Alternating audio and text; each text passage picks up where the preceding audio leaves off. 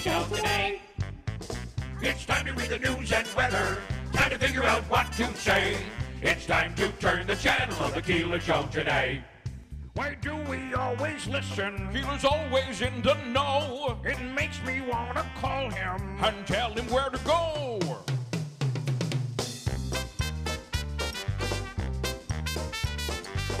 And now let's get things started.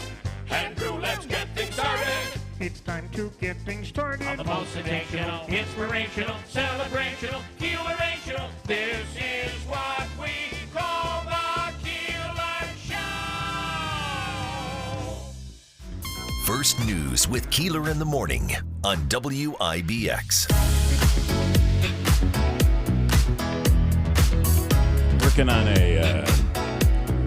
Working on a new song. I don't know if you remember this. It's an oldie goldie because it fits perfectly today because there is a new Beatles song.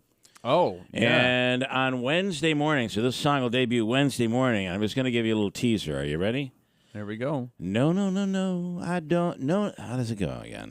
No, no, no, no, I don't want No it. more. Yeah, something like It that. goes, no, no, no, no, no more political spots. Wednesday morning. Wednesday morning because it'll all be over. But for well, right now, We'll see. if you all never goes know. according to plan. You're right. You never, ever know.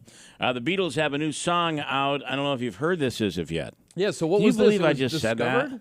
Can you believe that just came out of my mouth? I know. It's crazy. So the storyline goes this way. The song is called Now and Then. It is from a 1978 cassette cassette tape demo John Lennon made in his apartment in New York City.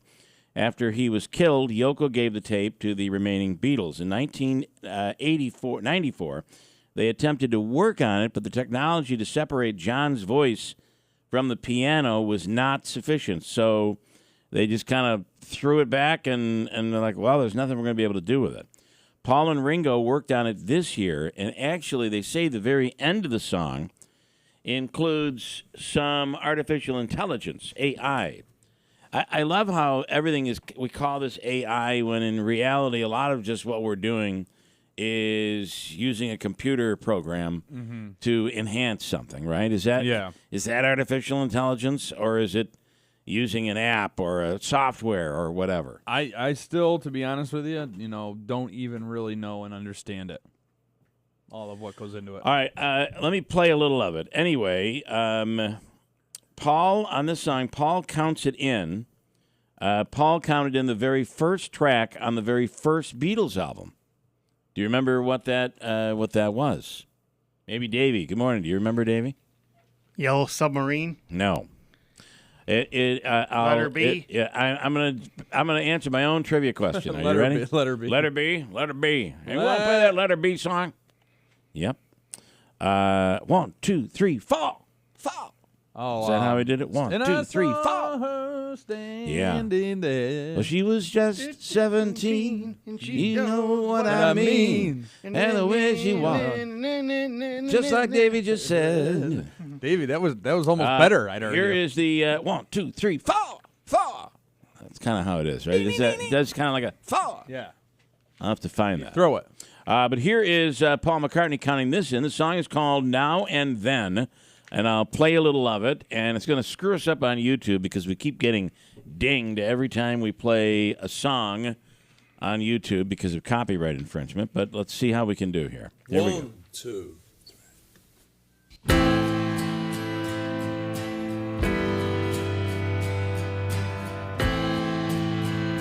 Remember, Paul's voice came from a cassette tape. I know it's true. Wow. It's all because of you. And if I make it through, it's all because of you.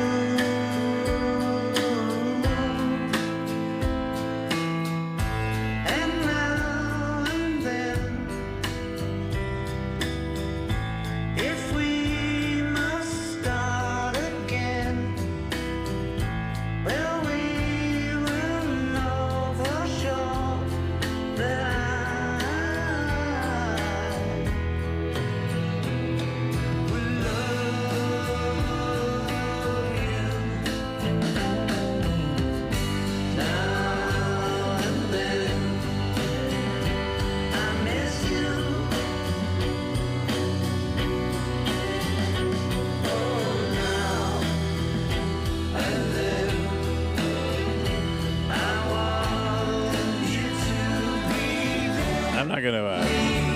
thing, you can go find it today. It's all over the place. And if you have Apple Music or Spotify or one of those, Spotify a streaming service? I don't even know. Yeah, it is. But I kind of like it. I kind of like it. It's so this would have been right around the time of their first album? No. No? This just proves you don't listen. You don't listen, Andrew. I heard My girlfriend tells me that all the time. Davey, tell him. Go ahead, tell him. it wasn't on their first album. No. There you go. Okay. It was 1970. I'll do this again. It was 1978. That's right. John Lennon was working on a demo for this song called Now and Then, and the only place he recorded it was on a cassette. And there you go.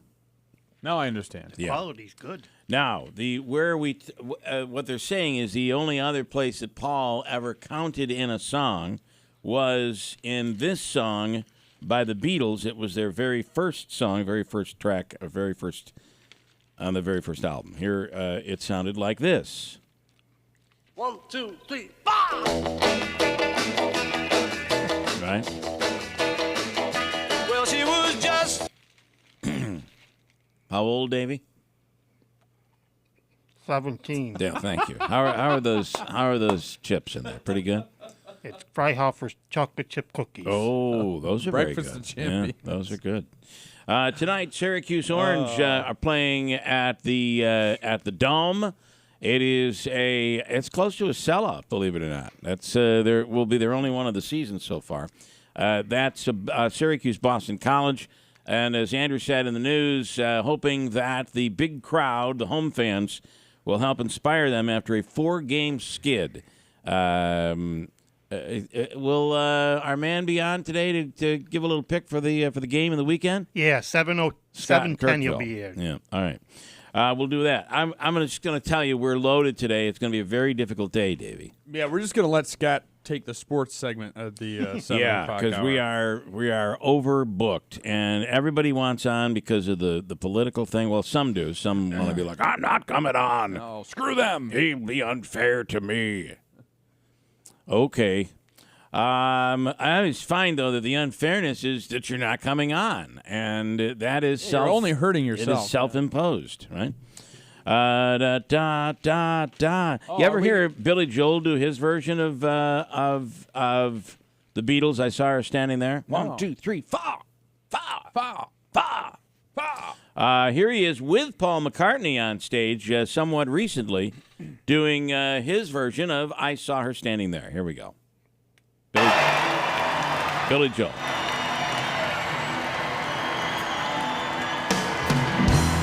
Ladies and gentlemen, please welcome Sir Paul McCartney.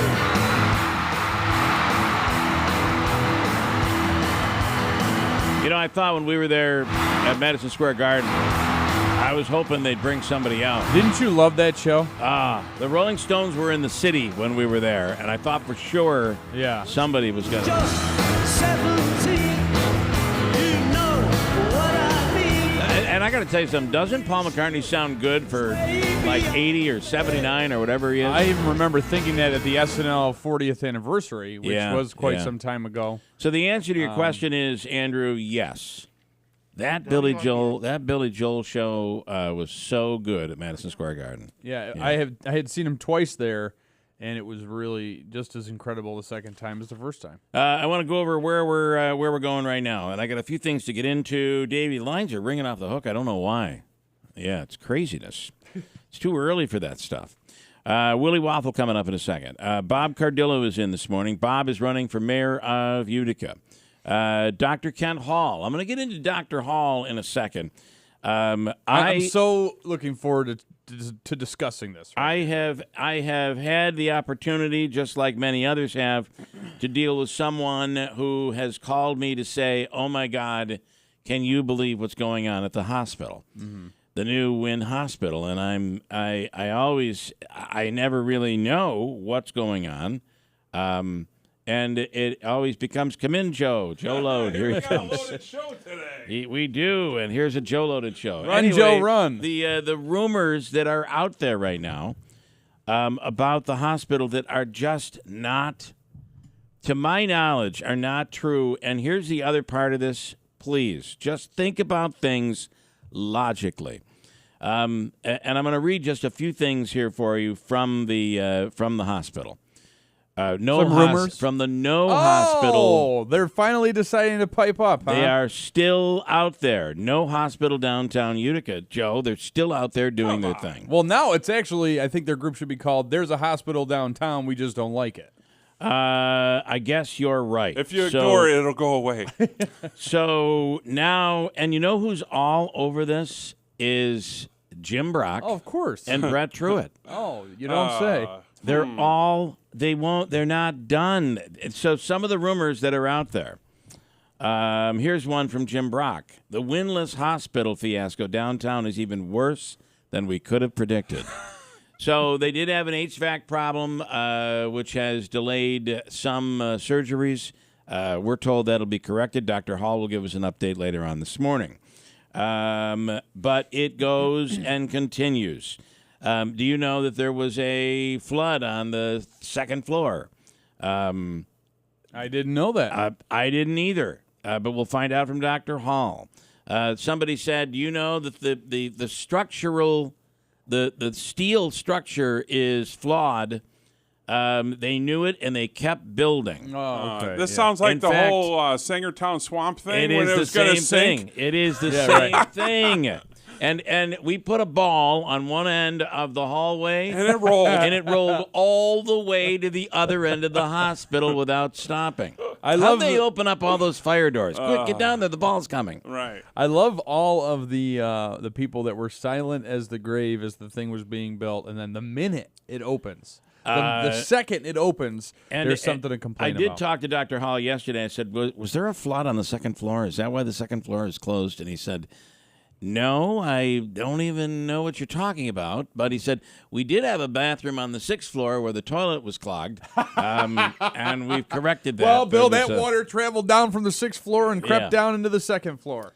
So, and I do think because the garages, this is the other thing, they're complaining that the Mercy flights that come in have to land up at St. Luke's, and then they have to bring them down. So those helicopters, because there's no helipad. Where's the helipad? On the top of the parking garage. That's not That completed yet. was delayed because of Brett Truitt. And there they are now complaining that there's not a so Brett Truitt had that little house. Yeah. Little pink house. Little pink door. And then forced them into eminent domain. There was the battle with the city. Yeah. All of this stuff went on and delayed the parking garage. And now they're like, see, I told you. The parking garage is delayed, and now the Mercy flight can't get. But you were the reason it was delayed. Yeah. Well, Anyway. it's just frustrating that once again, people in Utica, their negativity is showing full force. I mean, Rome, Binghamton, Elmira would have loved the new hospital. Wouldn't even have complained about it. How many are going to die in the back of an ambulance going to Bassett or Upstate because some CEO was more worried about an opening deadline instead of the patients? Brett Truitt. That's his no hospital downtown statement. We'll talk. I almost to Dr. forgot Hall. that name. I almost forgot who you were talking about. We'll talk to Dr. Hall on this coming up in a second. But it is. Listen, are you surprised? But if I'm Jim Brock, I'm like, I've gone through so much buying into all this garbage. I mean, and then there's the black mold. You know, they built the whole thing and they put up the sheetrock and it had no roof. So, of course, the sheetrock got soaked, and now they've got black mold. And you know what? They saw the black mold and said, cover it up. Let's paint it. Paint over it. Right. Yeah, like 'cause that never anybody works. that's supposed to inspect the building is This going to allow that to happen. This is my point. Now, Come on. We did an addition to our kitchen, and we added an in-law apartment over our garage in New Hartford. The codes were so strict. Yeah. To be able to get that project done. In fact, I'll never forget the contractor was having a hard time because we were putting a deck on the back side, a stairway off the back of the apartment.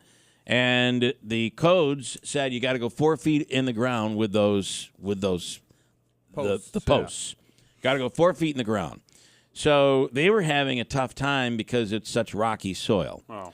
So they got down to about 3.5.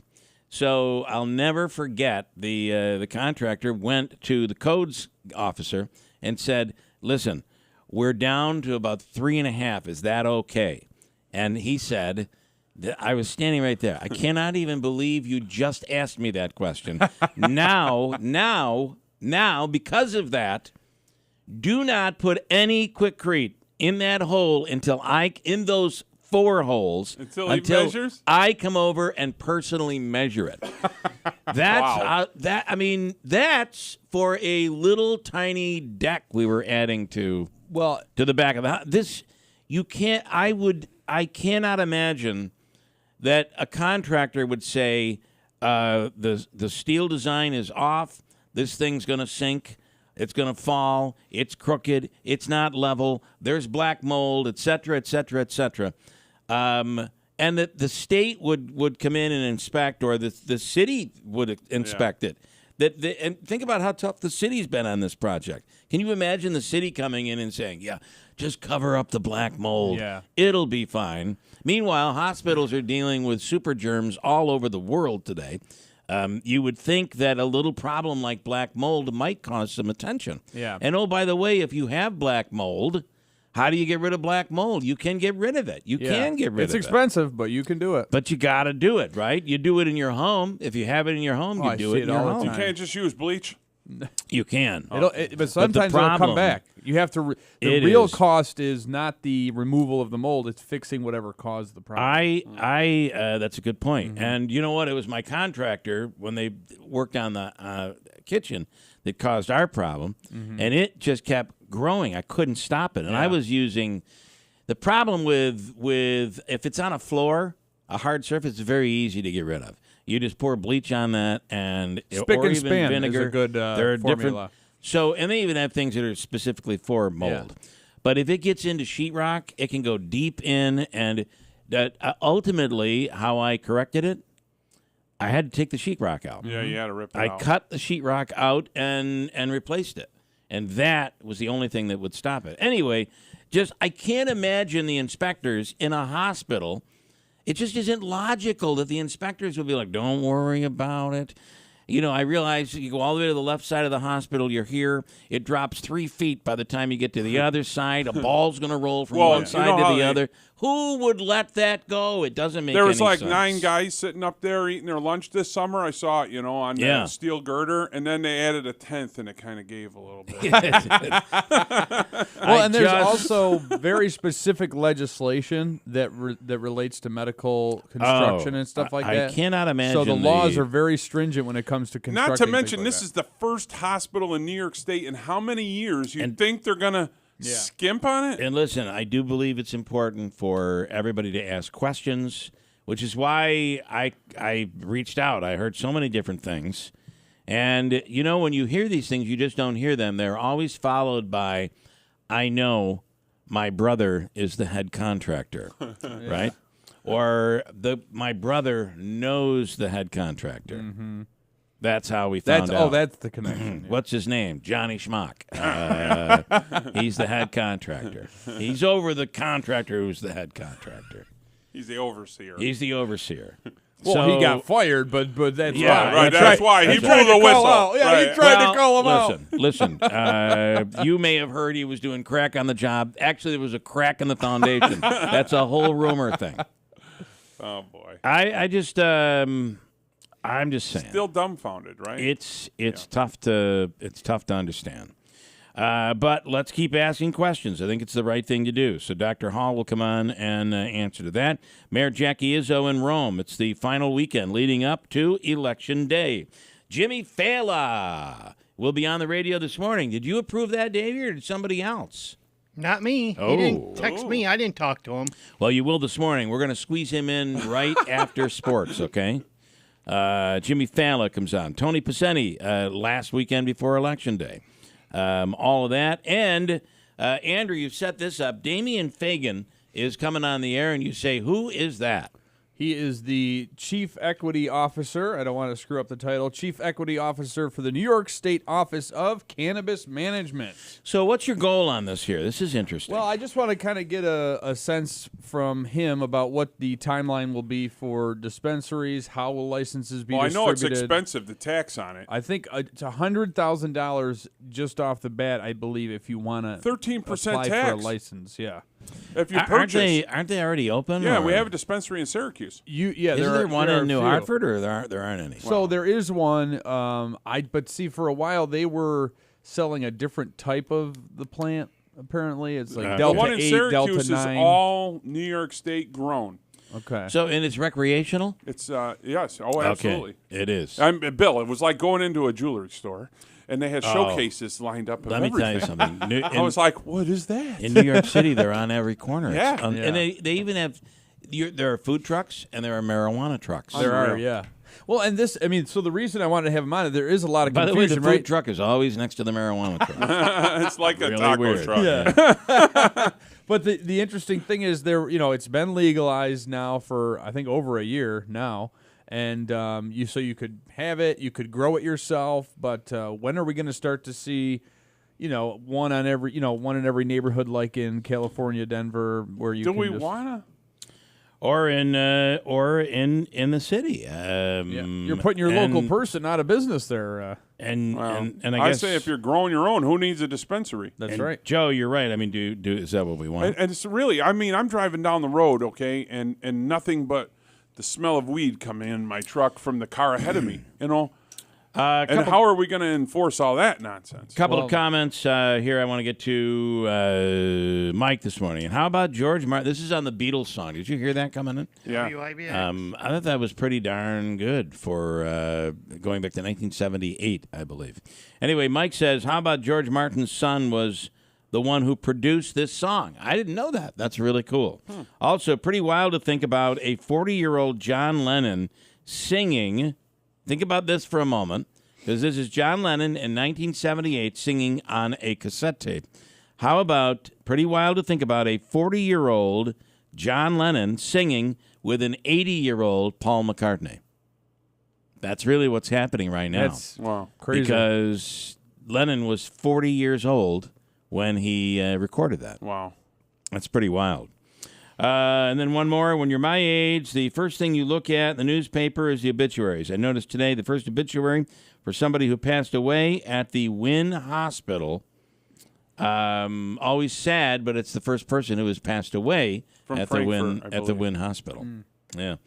Here's Wayne. Good morning, Wayne. Good morning. Hey, good morning. Hey guys.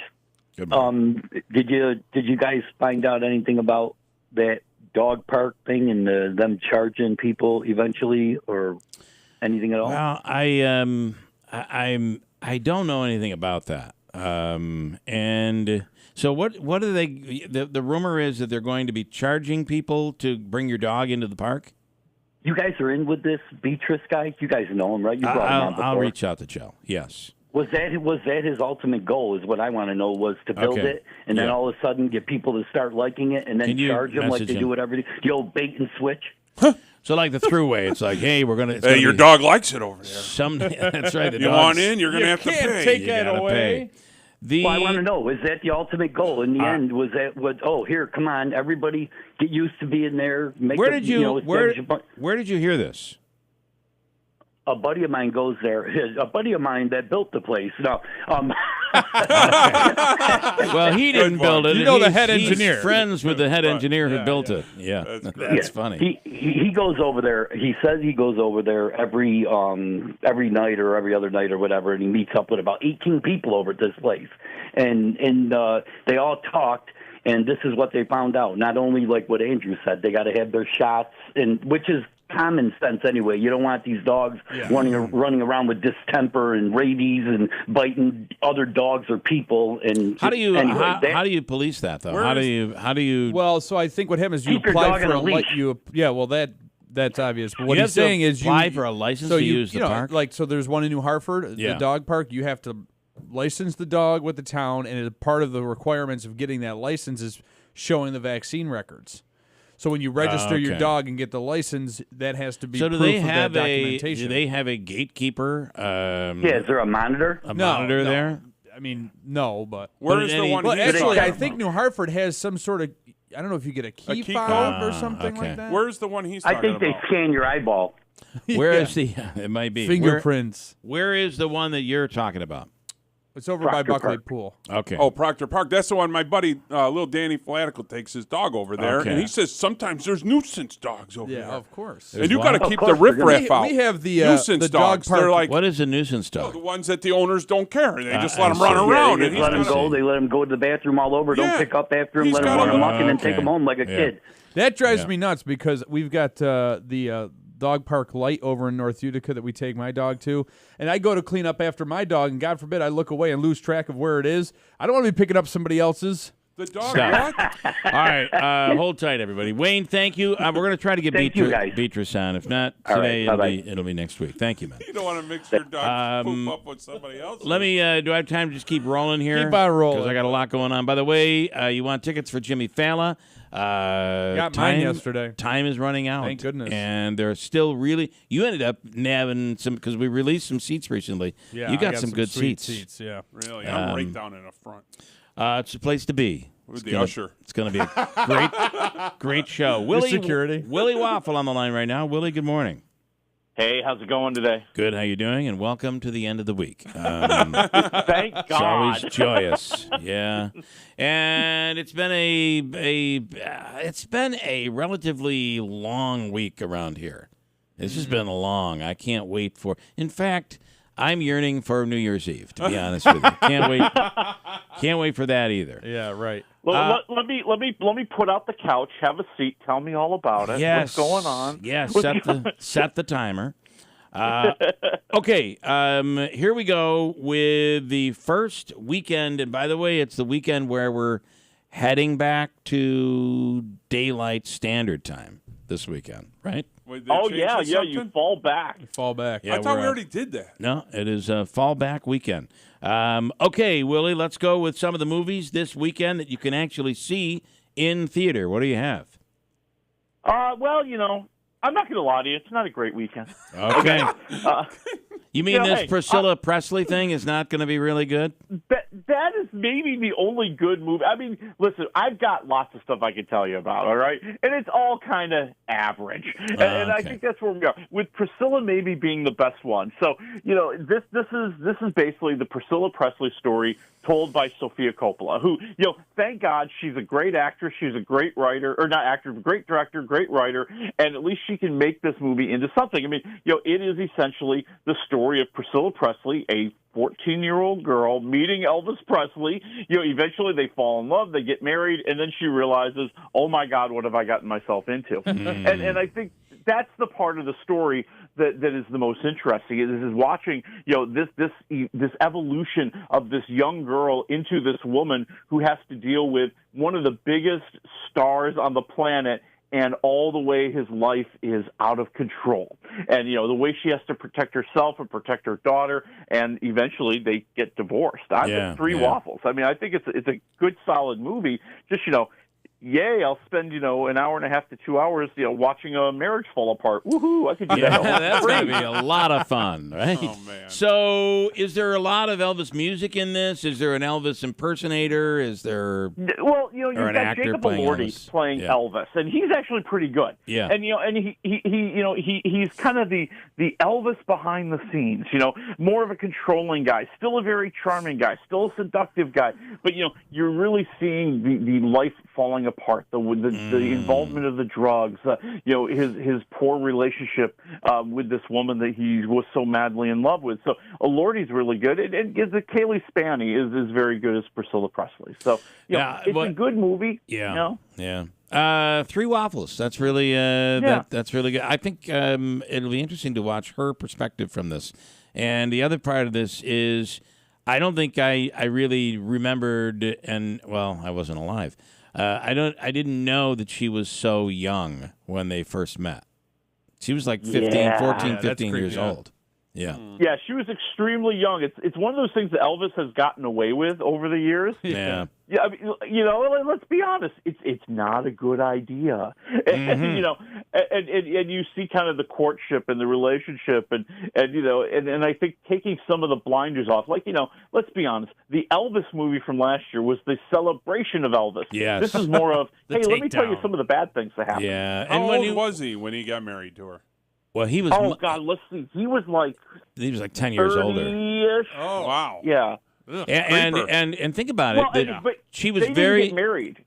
in But the very No, go beginning, right? I'm sorry, I don't want to tell the story. You tell the story. No. You know it better than me. No, I was just going to say, they didn't get married when she was 14. Right. They at least waited a few years and had kind of this relationship in the background, if you will. I mean, that's what Bill was going to say, and I totally stepped all over him. And no, I was stepping over you. And the reality, too, is that she claims, or prior to this, and I don't know what this movie will tell us, but she claims that they didn't even get overly, he was very respectful. Of course, good. Her father was a military guy. Very respectful. There weren't any, there was no messing around. Touchy-feely stuff. There was no doing the messing around until she was of age. Does that hold true during this movie? Yeah, that holds true. Yeah. And then, and then, but here's the only part of this, Willie, that I find today that could still happen, right? The guy could be like, listen, we didn't have any relations. Yes, I was 25, she was 14. We didn't do anything. We just hung out. That would be called grooming today. Yeah. That's what I was going to say. Right. Yeah, right? Exactly. There's still a negative word for this. Yes, there's still a we word. didn't do nothing, baby. And I'll bet they could still find something illegal about it somewhere. Yeah. Including Dad's shotgun, by the way. Yeah. But not then, and, maybe it was because he was famous. But, all right, so that's worth seeing. Anything else even worth talking about? Meg Ryan producing a movie. She's a mess, isn't she? Yeah, her movie, there's a movie, and then I'll tell you about a Netflix series. Right. So you got the Meg Ryan movie with David Duchovny called What Happens Later. Essentially, they play this couple that used to date 25 years ago. Now they find themselves trapped in a small little airport when it snows, and they start to talk. And they talk about what happened when they had their relationship. And they talk about what's been happening since then. And then they talk some more, and they talk, and they talk, and they talk. And none of it's all that great. And then I think that's what takes the movie down. This is like very false, phony dialogue. It's not very entertaining. It's not very insightful. And, Meg Ryan is, partly the screenwriter. She did it based off of a play. And, she's also the director. So you would think that here's Meg Ryan, someone who's done more romantic comedies than almost anybody on the planet. You think she'd have some other twist on it or some new novel take on it, and I feel like you don't get that here. It's still entertaining. These two still have some chemistry going on. They can kind of bring that material to life more than maybe it should be. I'm at 2 waffles for What Happens Later. You have a couple of Netflix series that get underway. Yeah, I think the one that's exciting to talk about, and if we don't get the other one, that's not the end of the world. Okay. But this is called Till Murder Do Us Part, and it is a Netflix docuseries about a true crime story. One I actually remember this case. So back in 1985, this kid, this Jens Soring, and the daughter Hasem, I can't remember her name. Basically, they're college students at the University of Virginia. They become absolutely infatuated with each other. And she convinces him to go murder her parents. And then they end up on the run. Like they take off to Europe, and eventually they're caught. And the case starts to develop, and it comes down to a question of, well, who did the killing, and who manipulated the other one into doing it? And that's where the story is. That's where the story focuses. And here we are years later, and this guy, this Jens Soring, he did this during the case, but he's also doing it now. He's saying, listen, she was there. Even though she has protested and she only claims that she manipulated me and convinced me to do it, she was there. And so this case kind of investigates, or this series investigates that, and the claims and the discussion of, is she she's not innocent. She's clearly involved, but, that there's blood on her hands in a way that she doesn't want to admit. You like it. What do you give it? Yeah, I'm at 2.5 waffles. Okay. I think it's a little strung out. I think they're trying too hard to make it 4 episodes. I think they probably could have done 2 or 3 solid ones. Yeah. We're watching right now The Great. Have you seen any of that? No, tell me about it. It's Catherine the Great, and her husband was Peter, They're not so great. Well, it turns out that way, Peter right? the okay. Yeah, He was because just mediocre. she took over and he killed him. But this is like, I think the whole thing, the series starts out by saying a bunch of stories, and some of it is actually true. So it kind of imagines, I guess, an awful lot of the whole story, but it is really good. But as the series has gone on, it's gotten more and more provocative, and more to the point where at times it's downright filthy. Really? Almost like a True Blood? That's the life they lived, right? You're competing with Bridgerton. You got to get down to the muck. You're absolutely right. And this is a comedy too, believe it or not. And that is on Netflix? That is, I think, Netflix or Hulu. It's called The Great. I think it's Hulu, and it's got Elle Fanning as the lead actress. She's really good. All right. And then I wanted to hit on a couple of things. This week, Disney bought Hulu, or the rest of Hulu. Yes. They own it all now, 100%. Oh, God. Yeah. Monopoly. And then, quickly, I do have 2 minutes left. Sesame Street. What's going on? Yes. This is going to go very badly. So Sesame Street is going to reimagine itself, and that just does not sound good. Yeah. So in a couple of years, their TV contract is up, and they are planning for their new season, 2025, when their contract will be available, to redo the show. It's not going to be the format that you see now. They're going to change it so that they have 2 longer segments, like 2 11-minute segments, and a 5-minute animated series kind of in the middle. And what they're promising is, and I'm going to quote the story here, more dynamic and sophisticated stories. They want to focus on the characters and develop the characters. And, all that means to me is does that mean the count is no longer going to count? Like, that's what I want to know. Yeah, this is going to go badly. Nobody going to are we not going to have a letter of the day? And they're going to like try to bring in famous people to sing a song of the day or a song of the episode. They're going to try to make this little 5-minute animated thing into its own half-hour show. So they're using the original Sesame Street to kind of promote that and build that. They're basically throwing out the show that everybody has loved and continues to love, and it'll be interesting. It's the end of Sesame Street. And then Robert De Niro in court in less than a minute versus his ex-assistant, and he apparently was touchy with her. Yeah, I mean, it's been a really ugly court battle if you've been following this down in New York this week. She's accusing him of being a horrible, misogynistic, disgusting old man who wants her to scratch his back and tells dirty jokes. He's accusing her of stealing money and treating his girlfriend badly. And every day there's just allegation after allegation, and Robert De Niro acting like the grumpy old man he is today. Right. I'm just dying to see who the court believes. And this will be a Netflix series when this is all said and done. I kind of have a feeling. It should be. Yep. Unless De Niro sues the living daylights out of him. That could happen. But it's been Willie, wild. Have a great weekend. Thank you. We appreciate it.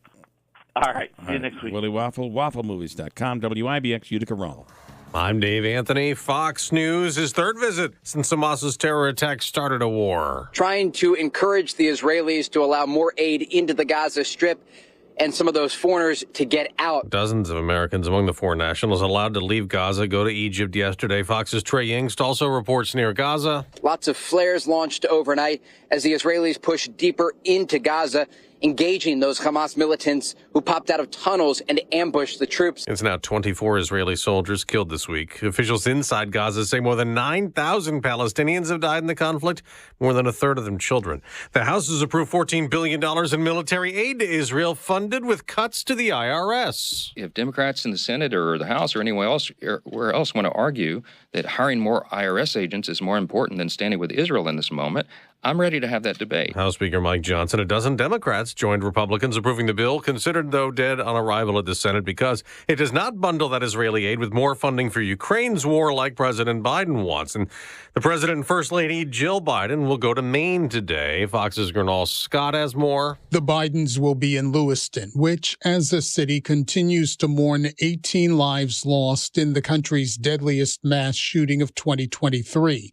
White House Press Secretary Karine Jean-Pierre said beyond providing comfort for victims' families and survivors, the president will also meet with the brave first responders, dedicated nurses, and others on the front lines of the response. From king of crypto to convict, Sam Bankman-Fried found guilty of fraud and conspiracy in federal court in New York in the collapse of the FTX cryptocurrency exchange. U.S. Attorney Damian Williams. It's a warning, this case, to every single fraudster out there who thinks that they're untouchable. Bankman-Fried faces decades in prison at sentencing. America's listening to Fox News.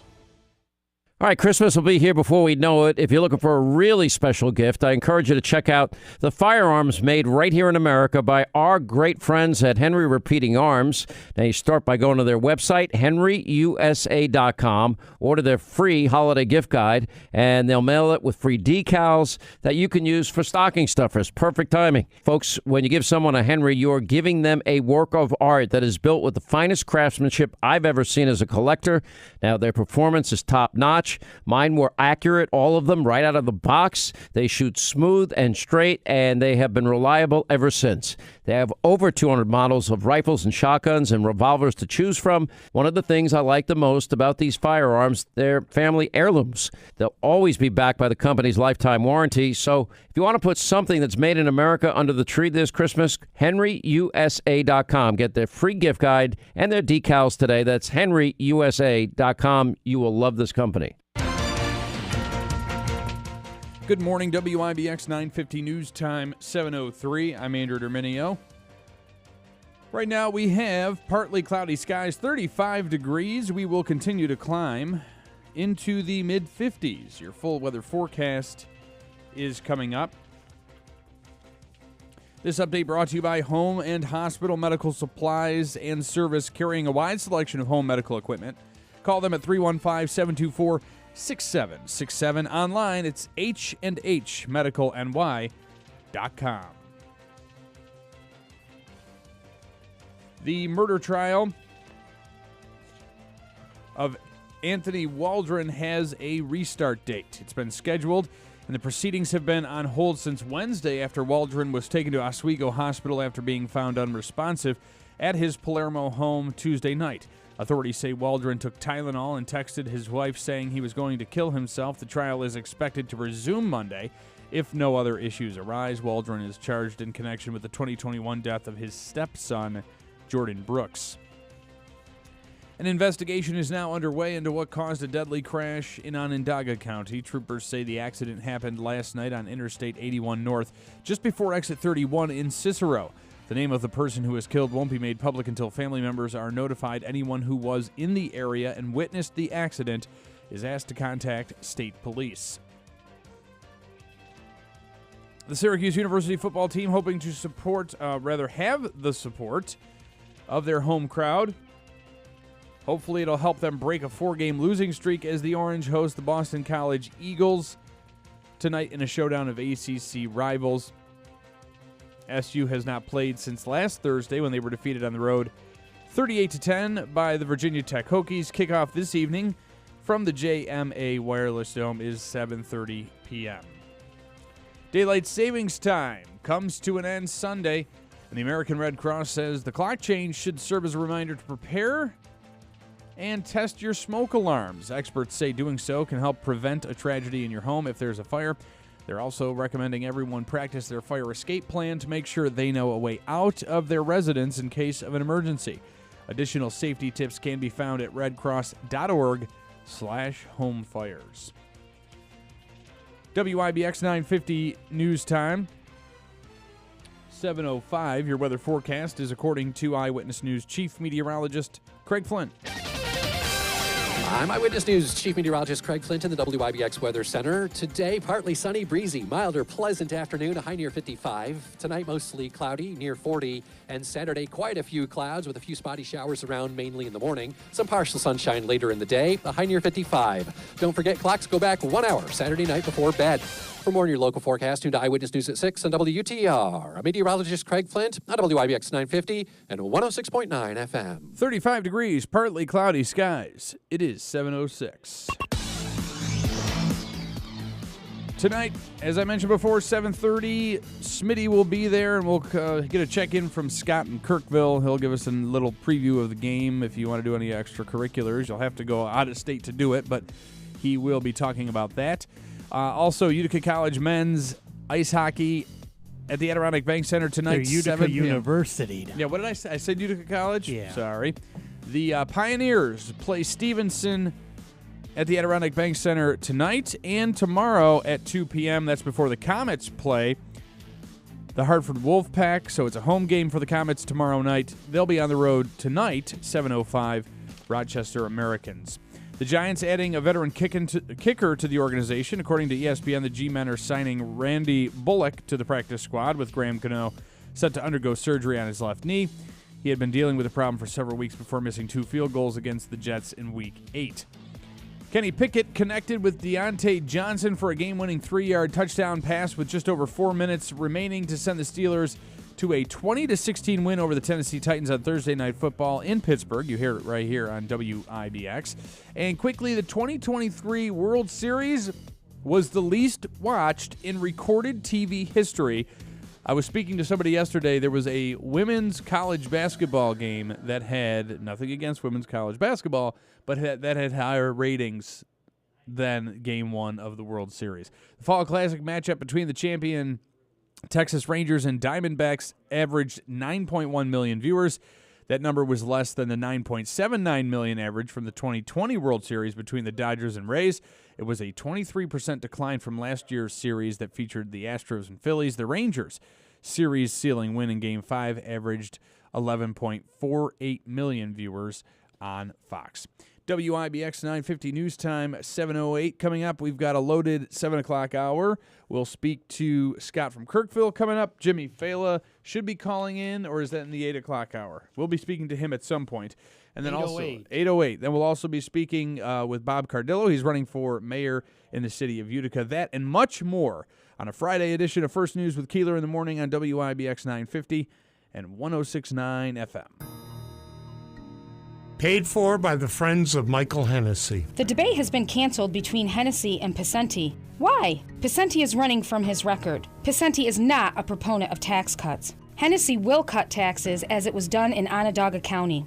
Pacenti gave himself a one-time $20,000 pay increase. Pacenti says his pay is state mandated. The salaries have been set. They're set throughout the county and throughout the country and all of this, and they have been set. This is just not true. He actually signed off on his own raise. I think the 93% raise he gave the county legislators had a lot to do with the raise he got.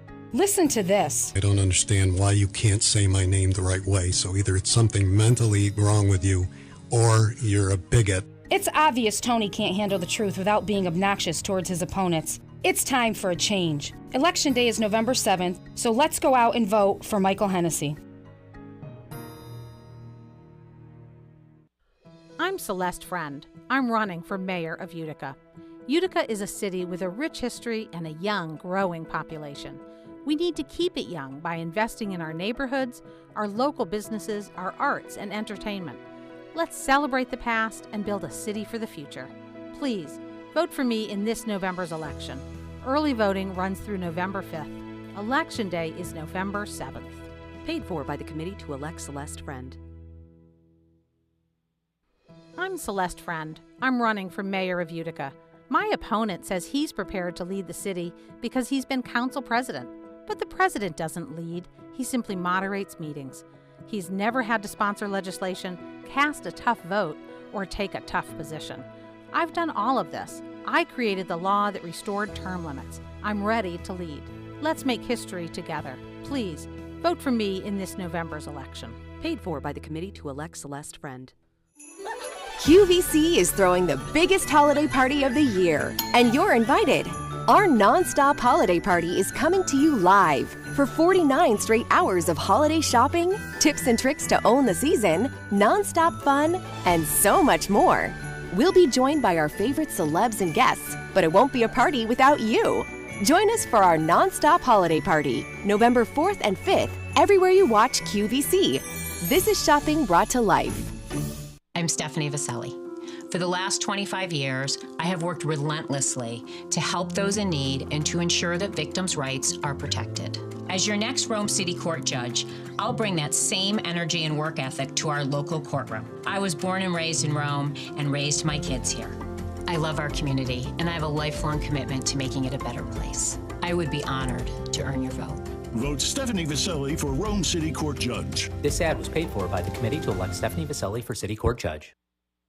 This election, vote Mayor Jackie Izzo for her years of experience in business, economic development victories, and management, resulting in no tax increase for 7 straight years. Or vote for someone with absolutely no business or management experience just for the sake of change. Will Jeff Flanagan be able to handle the millions of dollars in active projects that Jackie's managing right now? This is critical and the wrong time to gamble on Rome's future. On Election Day, vote Row C. Re-elect Mayor Jackie Izzo. As a business person, I saw Rome stalling, ran on a platform of a new beginning where we needed to concentrate on economic development, housing, jobs. And I think we've delivered on all of those. But not only that, we've done so much more. And so the new beginning really doesn't have an end. This has been the best experience of my life and the most humbling experience to work for the taxpayers of the city of Rome. And I hope that you will give me that opportunity to continue our work with your vote. Paid for by friends of Jackie Izzo.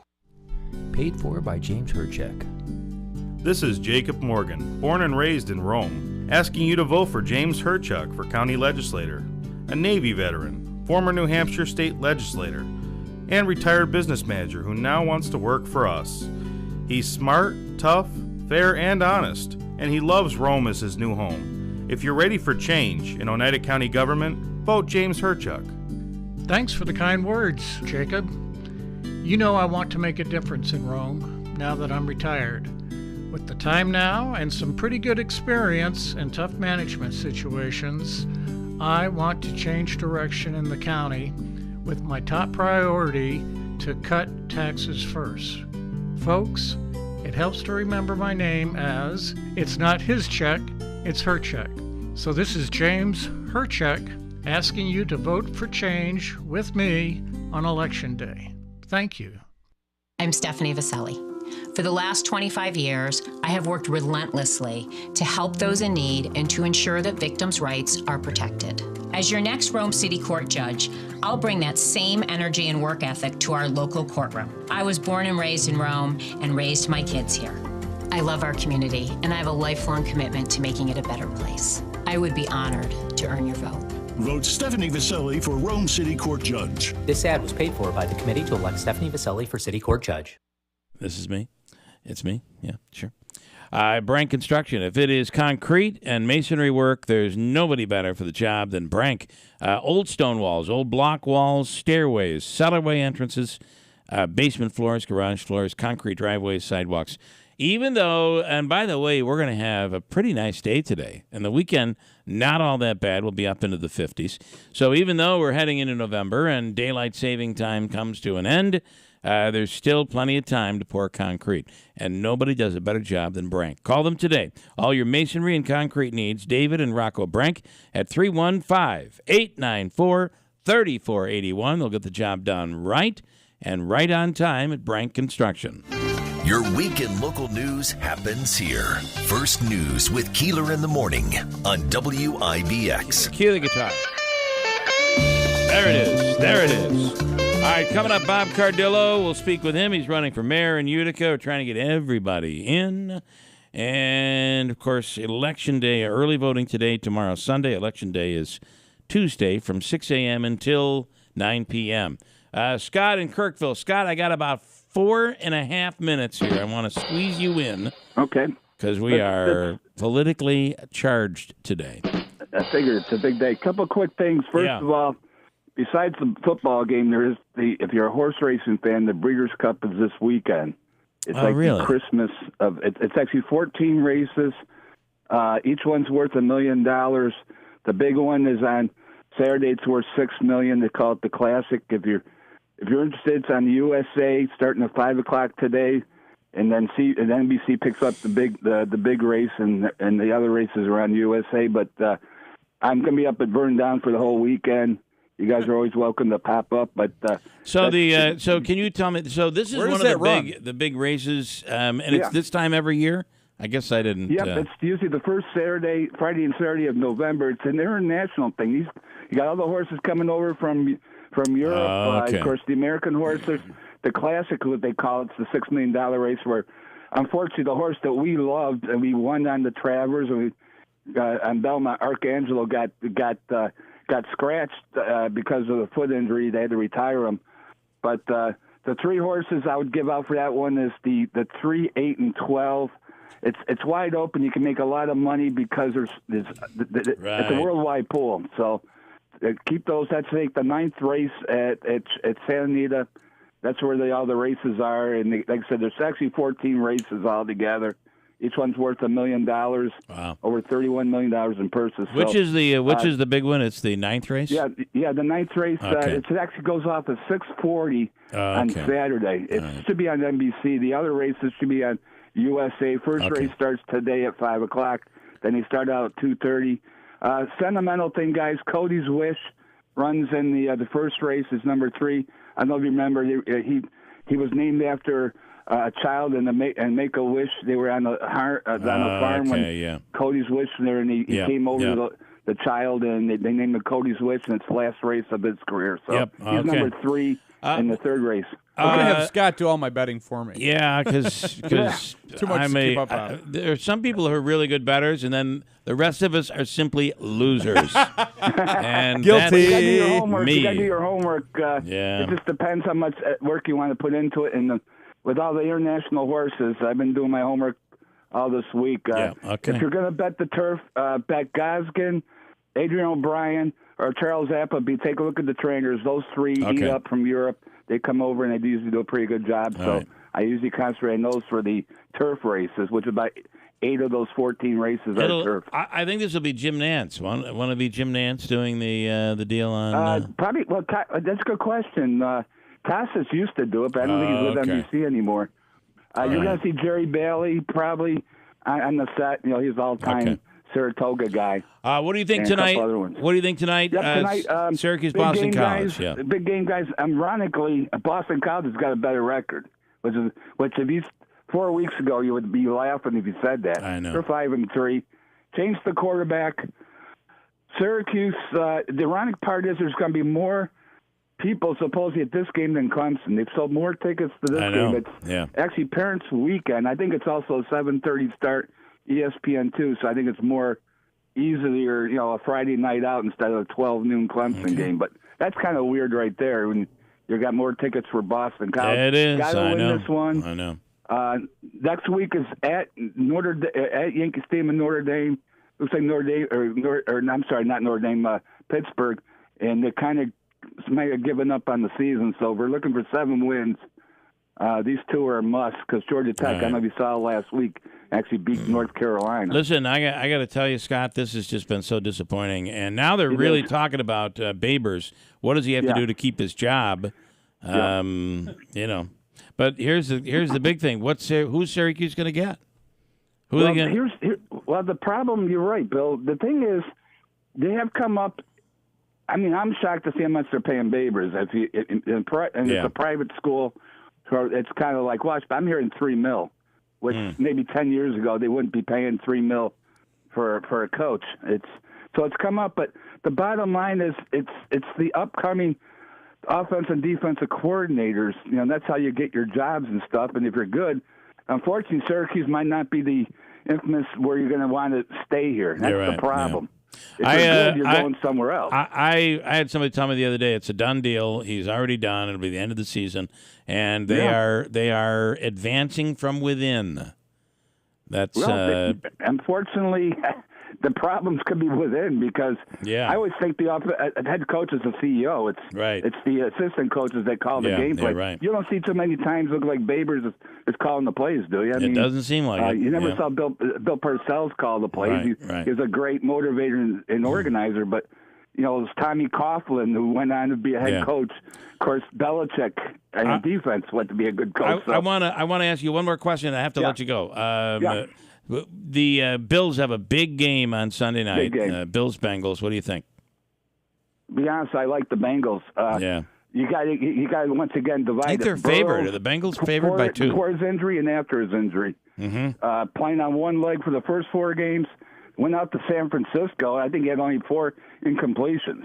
To be honest with you, I thought we all thought Cincinnati was going to be in the playoffs, so this is not a crazy thing. But they're playing better than the Bills right now, guys. Bills have a lot of. This is just the beginning of tough play going forward here. So. Exactly. All right, stand by. Davey wants to talk to you. Scott, thank you. Good luck this weekend. I hope you good luck, guys. win at Vernon Downs. There you go. I want to do one thing, and then Bob Cardillo. One of my favorite actresses today is Jennifer Coolidge. She's a comedian, hilarious, and an actress. She's so good, and everybody seems to be doing. Are you familiar with her? A little bit. Yeah. Everybody, you will be when you hear this. Everybody wants to do, male or female, wants to do an impression of Jennifer Coolidge. Can you do a Jennifer Coolidge? No, I'd have to work on it a little Here is Molly Clark. Tight on that mic there, Bob. Here is Molly Clark doing her impression of Jennifer Coolidge. Listen.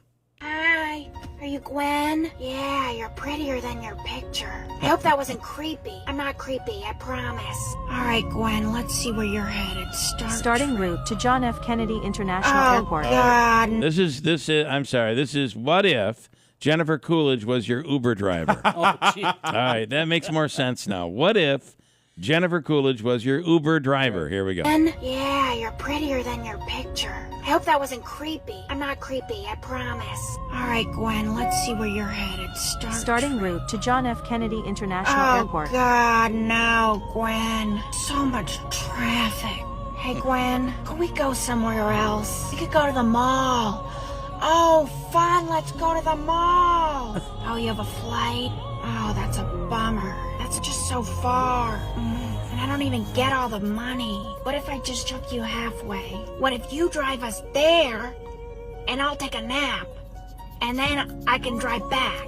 I hope my rating doesn't go down. Yeah, that's funny. What was the... She's been in a lot. White Lotus that was a White pretty good Lotus. show. White Lotus. We watched had that. The biggest twist at the end. I know. And it was a great series. And we she had was a chance in to watch that. a lot of Netflix stuff. We watched The Watcher. She was in that for a while. good. She was in all of those shows with the guy with the big eyebrows. What's his name? It was can't remember. Yeah, it was the and his son, Stifler's mom. Yeah. American Pie. Right, from that movie. In studio right now, Bob, we're just trying to come up with some things that are not political. Yeah, We're that's trying okay. to sprinkle in some other You know what? stuff. It really doesn't Yeah. bother me if it's not political. Because it's been a all long season, man. All right, so Been a this long is the season. last time we're going to get you in here before Election Day, being Tuesday. And so what do you think, and what do you want to say to the public? Well, what do I think is I feel good. I feel very good because we've run, I believe, a really good campaign. This has been a year. I mean, it announced November 10th. We started planning last September, August. Not last September of 2022. So it's been a long road. It's been a really good, interesting road, and I believe that we've got an opportunity here, and something I said yesterday with KTV did interviews with all of us, and I mentioned something about being able to be an independent person, not endorsed by the conservatives, but not a major party, Republican, Democrat. To me, the greatest thing about that is that I'm not beholden to a party. I'm not beholden to, those folks that say, well, you got to do this and you got to hire this person, you got to hire that person. I think the idea of being an independent is really useful, especially in governing, because now you can really do things that really need to be done without the outside influence, if you will. I do have a conservative thing that I want to get to, Sure. and bear with me because somebody just sent this, and I haven't read the whole thing. But saying that you continue to double down, on that the state chairman said you could stay in. This person says that is definitely not true. That you were told the same thing by the committee, and you're either misinterpreting or you weren't listening when the state chairman said that even though he couldn't force you, he said it would be best if you got out. And they're saying that you ignored that. How do you respond to that? Absolutely not true. Okay. Jerry Kassar is the state chairman. Jerry called me after the primary and said, Bob, whatever you decide to do, I'm there. Period. Okay. Okay? And that's exactly what happened. I don't look at why are people just go ahead and run your campaign. Right. Right now, it's about issues. It's about police. It's about safety. It's about taxes. It's about all of those things that are important, not who's endorsed by whom. And quite frankly, you know, we talk about all these endorsements. I want to be endorsed by the people. That's what's important. Right. Not being endorsed by some other politician or some political party. But as far unequivocally, that's exactly what Jerry told me. And I've known Jerry Kassar for a long time, and that's exactly what he told me. I want to ask you about your opponent, Mike Galimi, one of your opponents, Mike Galimi, and there's currently a commercial that is there's a reason why they have the disclaimer at the bottom, so you know who paid for the commercial. Yes. In this case, it was the Democrats who paid for the commercial that is running right now, and it actually has a video of Mike saying it is going to be a problem if the hospital goes down here or something like that. I'll try to pull up the actual audio. So what are your thoughts on that, number one? Number two, last week, Mike really came out pretty strongly saying that he was never against the hospital, even though these videos are out there, claiming that he was simply doing his due diligence and standing up for the business owners who were down there. How do you respond to Mike's response? First of all, it's about leadership. And I believe firmly that it's okay if you have an opinion, and your opinion might change. Mm-hmm. I think what's important is that you have to be forthright and just say, look, I said it, but I moved on. I think what happens is when you try to justify what you said, it gets all tangled up. And my advice to him would be, don't continue to talk about it. Just say, look, I made that decision. Here's the reason why I made it. And I'm going to move forward, and I'm excited about where it is right now. I think that's what's important. And if you're going to become the mayor of this city, there are going to be times when there's decisions you have to make that may not be popular, and you may have to change your decision because whatever you've decided might not work. And you can't be, I call it beady-balking back and forth about whether you should, shouldn't have, I did, I didn't. I think it's better to just be forthright. How do you spell that? Beady-balking. Beady-balking, I don't know. Maybe that's an older term. I don't know. Okay. And you're. I do want to ask because one of the criticisms. Sure. Because this person who is a conservative keeps pushing back and saying that Jerry is the person. Jerry Kassar. Correct. Jerry did not tell you that. Yes, he did. And you're saying yes, he did. Yes, he did. Absolutely. Okay. So why is this race? We were just talking in the hallway, and your belief is that this race is different than 2011 when you were in the race, right? And the Democrat won, Mr. Palmieri. You feel this is different, and in fact, when I asked you in the hallway, you said you have a chance. That this is close. Absolutely. I think it's a very close race. I think the players are different. And I've had a campaign where I continued from day one saying that I was in it to win it from the very beginning. Last time we vacillated as to whether I was going to stay in or not. And This, we haven't done that at all. Yeah. The day after the primary, I said, I'm in it to win it. One other thing on the conservative stuff. What's the difference between Jackie Izzo being the conservative candidate in Rome and the Republicans not backing the Republican who won the primary and Bob Cardillo? What's the difference? I don't think the only difference there is she's an incumbent, but still, mayor. I mean, it's like right. if we're all getting sorry-eyed over the conservative stuff, one is equal to the other. And she's in next, so you can ask her that question in the hallway. Yeah. But Jackie's a good lady. The reality is that it is a little different, just based on the fact that that she's the incumbent. But you're right, and ultimately it is your decision. Absolutely. And you've decided to stay in. Final message you want to give to the people of Utica? I just want to thank everybody for allowing me into their hearts and their homes. It's been a wonderful time. I want to thank you guys for being as kind as you have been. And look, we have some spirited conversations. We did. We started out. For those that don't remember, you and I started out with a bit of. I had to bring something. An on-air. We had a bit of an on-air spat here. You always make it exciting. Back and Absolutely, forth. So. you have to. So I think thank the people for listening. I'm sure that they're getting tired of the commercials. I'm sure they're getting tired of all of this. But guess what? It's very important. I just encourage people to go vote. All right. Obviously, I'd love them to vote for me, but use your opportunity to vote because it's very important. All right, Bob Cardillo running as a conservative. Good luck. You have the weekend of today, tomorrow, Sunday, early voting, and then, of course, on Tuesday, it's Election Day. This has been, at the very least, Utica, Rome, even the county executives race has been spirited. Yes, it has. There's no doubt about it. So good luck. Thank you again, guys. Okay. And even the that county legislator race between Tim Julian and Jim Zecca. That's been very interesting as well. Who knows? We might hear from one of those candidates coming up also. All right, Dr. Hall, I want to get to the rumors.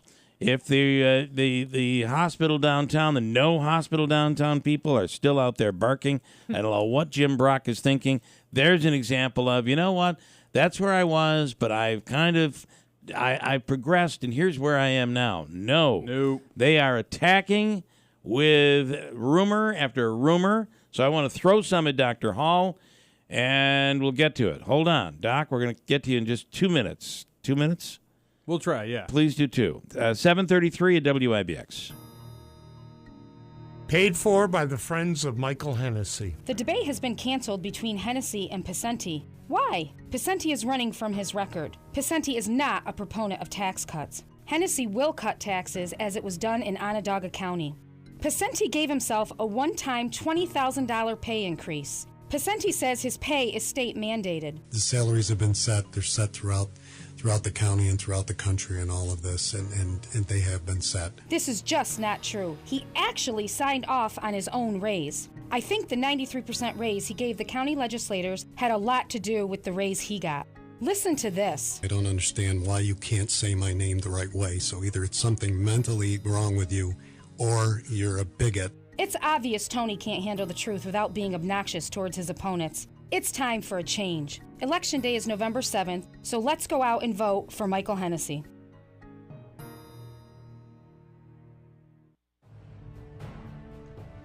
Bob Cardillo, experience from day one. When 9/11 happened, Bob was called. When Katrina happened, Bob was called. When Utica University, ConMed, and PAR needed to expand, they called on Bob. Now you can call on Bob and put Bob's plans to work for you.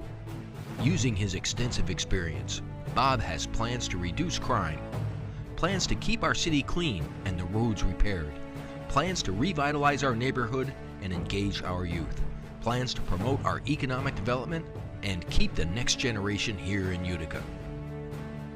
November 7th, vote Bob Cardillo, Mayor of Utica. I'm Bob Cardillo.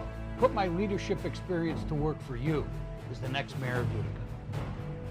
Paid for by Friends of Bob Cardillo. I'm Jim Zecca. If there was ever a time for South Utica residents to vote for someone who will protect our neighborhoods, it's now. What happens to St. E's affects us all. Politicians like my opponent propose ideas like borrowing $10 million to tear it down, or the idea that St. E's is the perfect place to house the homeless or newly arriving illegal migrants. That's wrong. Send a message that residents want involvement in the final decision by voting for Jim Zecca for Oneida County Legislator. Paid for by Jim Zecca.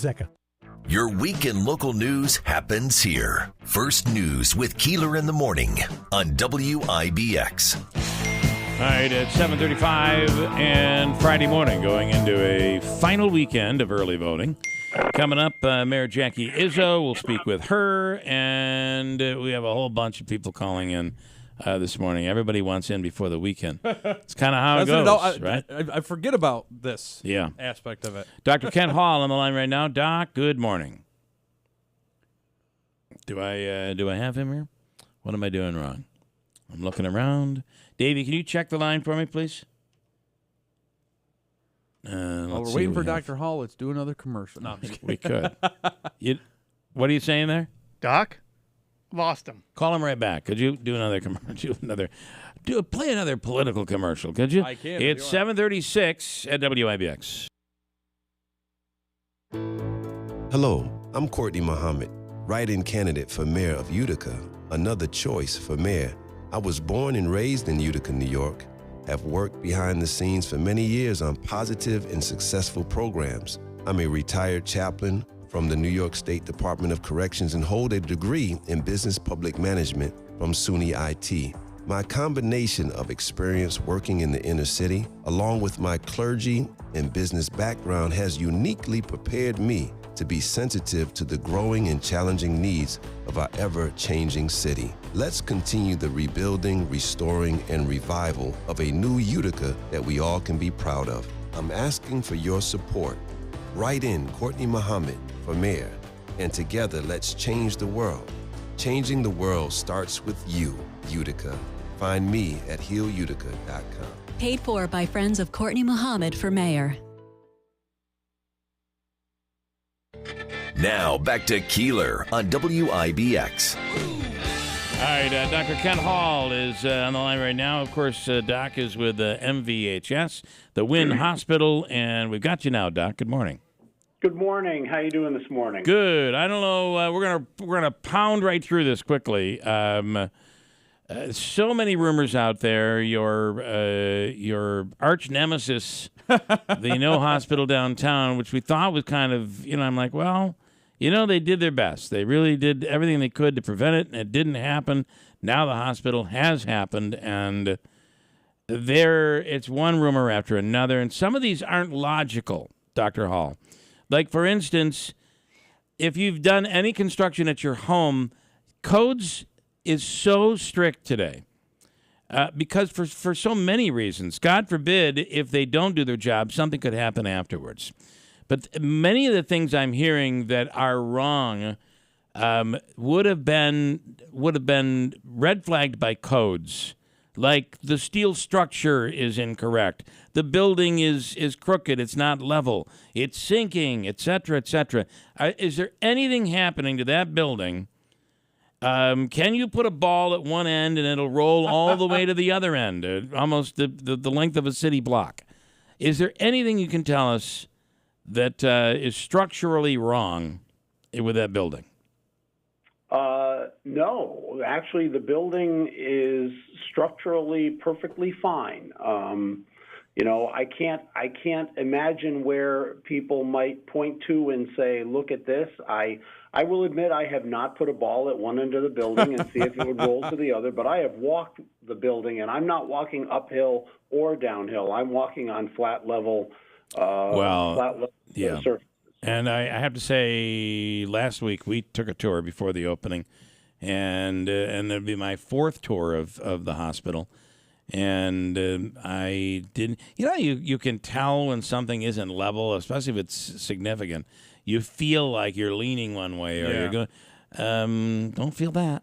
I didn't bring a level with me, Dr. Hall, but I didn't feel like it was. All right, well, what about all that black mold? Come on. The black mold is another one. And by the way, Because this is matter of fact, they put all the sheetrock in and still didn't have a roof. That's caused black mold. No, I think they actually had a roof before they put the sheetrock in. Pretty sure they did. But I'm again, black mold, no. And I go back to what we've talked about before. When they were building it, they were testing it on a regular basis. I think it was weekly or biweekly, something like that. And the air quality after they got it all enclosed was fine, was perfectly fine. No evidence of black mold or other issues. And that continues to be the case. Now, some people may point to, well, look, they've got this white stuff on the hallway on some of the walls and stuff, and they're covering up the black mold. No, that is as we moved in furniture and equipment. Not surprisingly, there were some dings on the walls in different areas, and just as you would when you're building a new home, you spackle those over and then you'll paint them and they'll be gone. And that's what those are. So I don't know where this recurrent black mold thing comes from, because it's just not true. Doc, there is legislation in New York State, and I don't know if it's federal too, but that kind of mandates how a medical facility is built and constructed. Can you speak to a little bit about the guidelines or how stringent that is? How state inspection, codes, et cetera, et cetera. Yeah, well, so I would say that there are two. There may very well be more, but two that I have some knowledge about. The first is, building codes in general. Whenever you build a building, whether it's a hospital or a house or a business of some kind, there are local and state codes that have to be followed. And then when you're building a healthcare facility, when you're building a hospital, the New York State Department of Health has codes on top of codes on top of codes that need to be followed, and they were in this building, on a regular basis. And as we got toward more completion, they were here weekly at least, and sometimes it felt like daily. Looking at the different areas, looking at the ORs, looking at the med surg areas, looking at the psychiatry floor and stuff. And again, they were through it with a fine-tooth comb, and they gave us, with the exception of the air handling issues, which are being corrected as we speak, for the ORs, they gave us a good, clean bill of health. And speaking of that, what is that? Because we're hearing a lot about that. Of course, a delay in elective surgeries. Emergency or emergent surgeries are still able to be conducted as needed. This should be corrected by next week. Again, specifically, what is the air control issue? Yeah, so the air handling within the ORs, within any ORs, has to be very specific, because they are what you call positive pressure areas. So basically, there's more air coming in and gets pushed out, and that actually is an infection prevention component. And when we were able to finally test the system last Friday, because you can't test it until everything is all sealed up, all of the ceiling tiles are in, et cetera, et cetera. What we found was that it wasn't functioning the way that we expected it to. And so we talked to the Department of Health and said, listen, this is what we're finding. And they said, you know what, we need to get this, we need to get this, up to what we want it to be. But in the meantime, you can certainly open the hospital. We just would not recommend using the operating rooms until we get that readjusted. So we've been working with the contractors. They've been evaluating it. They've been adjusting the system, and we expect that by early next week. I can't give you a specific date. We're hoping for Monday, but we can't give you a specific date. That the ORs will be found to be functioning the way that we expect them to, and then we will be able to get back to business as far as elective procedures goes. And then final question I have is, I've seen a lot of criticism over the fact that the helicopter landing pad is not at the hospital. The helicopter has to land at St. Luke's, I believe, and you can correct me if I'm wrong. I found this very ironic that it was one of the complaints of Brett Truitt, who, if I'm correct, is part of the reason why the parking garage is not done, which is part of the reason why the helipad is not at the hospital right now. Of course, Brett Truitt bought a house down there for the sole purpose of sending you into eminent domain, which delayed the parking garage. Yet he's complaining that there's not a helicopter pad there. Can you explain that? Yeah, so there will be a helicopter pad on top of the garage when it is built, and certainly that is what we are looking for, and we expect that done by late winter, early spring of 24. Okay. In the meantime, any helicopters that need to take patients, either bringing them into the wing or having them leave, will be landing at the St. Luke's campus. I will tell you that I've worked at a number of hospitals in my career, and it's not uncommon for a helicopter pad not to be on the campus. In fact, the University of Vermont Medical Center in Burlington, their helicopter pad is in a city park that's about 4 blocks away. So this is and that's the way it was designed. So it is not uncommon that is what it is. Ours is, thankfully, is going to be temporary. But the helipad at St. Luke's, the good thing about that is that it's certified for a helipad, it has lighting, et cetera, et cetera. So it really is a good place for it to be. And Doc, you are taking traumas now again? We do take traumas, so we've had a lot of conversations with the New York State Department of EMS about what it is that we can and cannot do. So we are taking traumas. There may very well be some traumas that we need to transfer out. Honestly, because of our level of trauma center, there were some things that we didn't do because of complexity anyway. The number of patients that we have had to transfer out because of the delay in the ORs is actually a fairly small number. I would say, I would say it's probably in the teens at this point in time. So not what you call a huge number. Although for those patients, it obviously is an inconvenience. All right, Doc, we appreciate it, and I'm sorry that we have to keep asking these questions, but I think it's important to keep on top of this stuff. My assessment of this, which is probably worth nothing, but I would simply say I think it's gone pretty darn smoothly considering what just was accomplished over the course of the last week. Exactly. Yeah, I will say, so certainly the evolution that happened on Sunday was phenomenal in its smoothness. And honestly, as I've walked around the hospital over the last coming up on 5 days now, the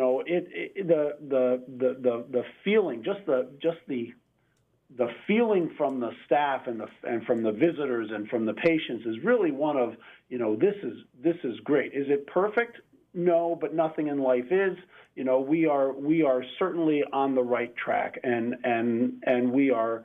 I'm really glad that we are able to provide care in this facility because it's a great facility. All right, Dr. Kent Hall, enjoy the weekend. Thank you. Thank you, everybody. Please be safe, and don't forget to turn your clocks back. Thank you. Back 1 hour. That's great advice. All right. Thank you. In studio right now is Mayor Jackie Izzo in Rome. We're coming up on the final weekend of the campaign, and of course Election Day is Tuesday. Good morning. Good morning. Now I'm going to tell you I have to do a couple things, and we're going to get right to you. So bear with me. Andrew gets points this morning, not you, Bill. I got you right in. I'm scoring very poorly. I want to tell you, Daylight Donuts, the official coffee of the Keeler in the Morning radio program. That drive-thru is lightning fast. A box of coffee, Seattle's best coffee, everything from espressos and lattes to the most delicious cider donuts.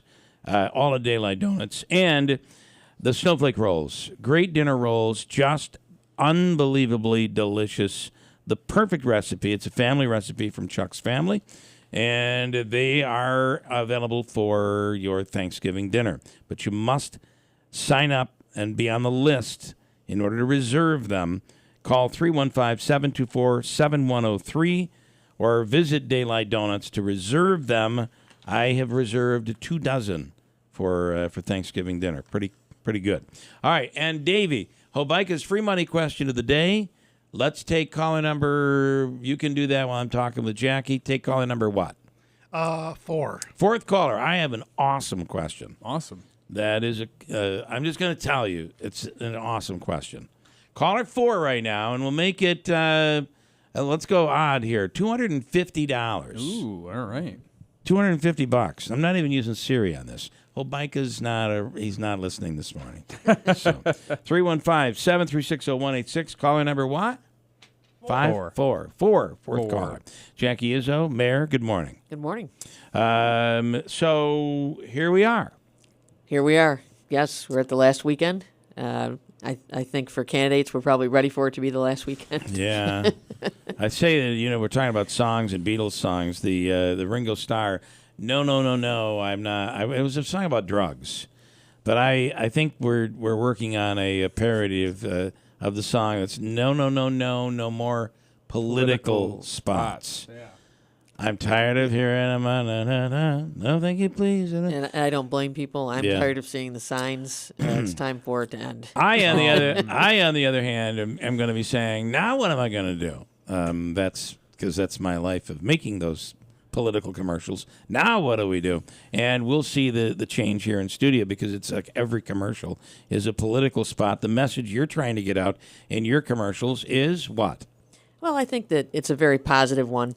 Really, Rome has evolved so much in the last 8 years. We're on a really good path, and I think really this campaign has been about: do you want to turn to the negative all the time, or do you want to keep a positive attitude and keep our city moving forward? That's really where we are. Are we going to take 2 steps back or 3 steps forward? I had someone say to me, and this was their own impression of this campaign, and they said, I have never seen a Rome campaign so dirty. Mm-hmm. And I know that's, and I asked, so where are you saying that the Jackie Izzo stuff has been no. The campaign against her I've never seen it so dirty. So I'm not in Rome. I don't know what that is, and you tell me. Has it been? Absolutely. It has been difficult. I've never been through anything like this. I've been involved in politics since Carl Eilenberg was mayor, and he had some scrapes there, but this has just been totally different. The outright lying is really what I think disappoints and annoys me. Just see what sticks, throw it against the wall and see what sticks. Yeah. Regardless of if there any truth or integrity attached to it. I have tried to just stay above all of it, but I've had to do a lot of fixing with people. People have asked me some of these things, and when I tell them, what are some examples of things that you had to? That I'm an elitist, that I only care about North George Street. I'm not the one that lives at the lake. For anyone to say that, look at the breadth of work we've done in Rome. Everywhere there's change. Everywhere there's projects. And right in the midst of this, we announced the largest affordable housing project ever to come to Rome, a $105 million investment in South Rome on the waterfront. It's going to be beautiful. So, we work for everyone, and decisions that we make are for the good of the community, not for someone's special interest. And one of the criticisms I have seen, I saw during that debate, was you're building housing, but these are houses that people can't afford. Not this project. This is exactly targeted toward mid-market disabled veterans. This is the one on the water. This is the one on the water, yes. Okay. This will be set aside for disabled veterans, which we have a real gap for that in our community, so I'm very proud of that, and elderly. And then our workforce, our middle-income workforce, 250 units of townhouses, patio homes, and apartments with health and daycare services on site. This is going to be a real game changer for that entire area and the city. Copper City Lofts is also targeted toward middle-income people. DeWitt Clinton Apartments, which is already open. So we're doing both segments of the market all at the same time. The single-family housing, the Woodhaven housing is getting a bad rap. People have to understand that it's almost $300 a square foot right now to build a house. And that's the Andrew basic knows. stuff, yeah. Right. And the interest rates are at an all-time high. So here we have someone willing to invest in the community with single-family housing, which we desperately need. Yeah. But does it look like it's inflated? It's not inflated.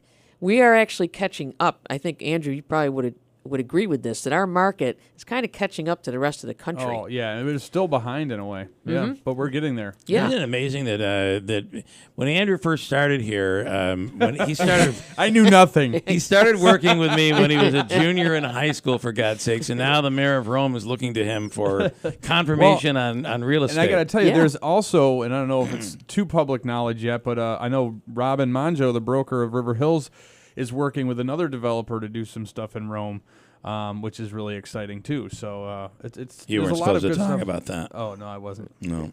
People are really looking at Rome. I mean, townhouses. Steve Buck, he has townhouses now that are on the market for $399. This is just the reality of where we are. So I think it's very unfair when people say, "Well, it's too expensive." No, that's what the market will bear, and that's the cost to build, everything else that's involved. And I think as we see those neighborhoods improve, especially around Woodhaven, we're just finishing up the water and sewer project, replacing all of that. When they see the road work start to begin, in fact, I just saw a residential pilot come through the other day, so another house has been sold there. So people are beginning to see the vision. John, I'm coming right to you. We're gonna wrap this up, but my final thing I want you to talk about, if you would, is something else that I have heard from your opponent, who, by the way, we've invited several times and will not come on the air. And I don't know why, but... Well, he picks and chooses his media, and the mayor can't do that. So my question for you is, one of the criticisms is you do put everything into the base. You're not paying attention to the city. How do you respond to that? I just talked about 2 housing projects, 3 that are all in the city. Right. 4, actually. No, there's so much infrastructure work going on all over the city. Why is the base important? That is the largest business and technology park, not only in Rome, but in the region. $500 million economic impact. It affects all of us, including down here in the Utica area. If we were to lose that, there wouldn't be a city of Rome. And I would challenge you that it would be tough for the city of Utica and everyone else in this county. So we should be proud of the business park. Period. And look where it has come from. $500 million. A closed Air Force base to a beaten up Air Force base. That's post Woodstock. To where it is today. So, all right. Final words to the people of Rome. Just again, thank you for the opportunity. I hope that you're seeing our vision for your city. We want this city to continue moving forward, and voting for me will guarantee you that. And we've got lots of great projects in the hopper, and this isn't the time to change the coach. All right, Mayor Jackie Izzo, thank you. You should sit through this question. It's a doozy. I will. It's a doozy. John in Bridgewater. Hello, John. Good morning. Hey, Bill. How you doing? Good. It's from the Hobico Law Firm. Your chance to win $250. You have 7 seconds. Do you have the right pot for this today? I do.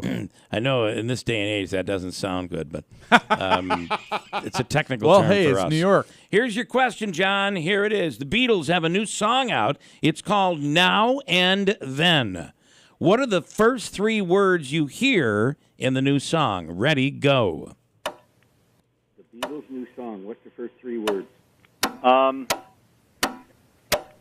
Then and now? No, I don't know. I know this one. And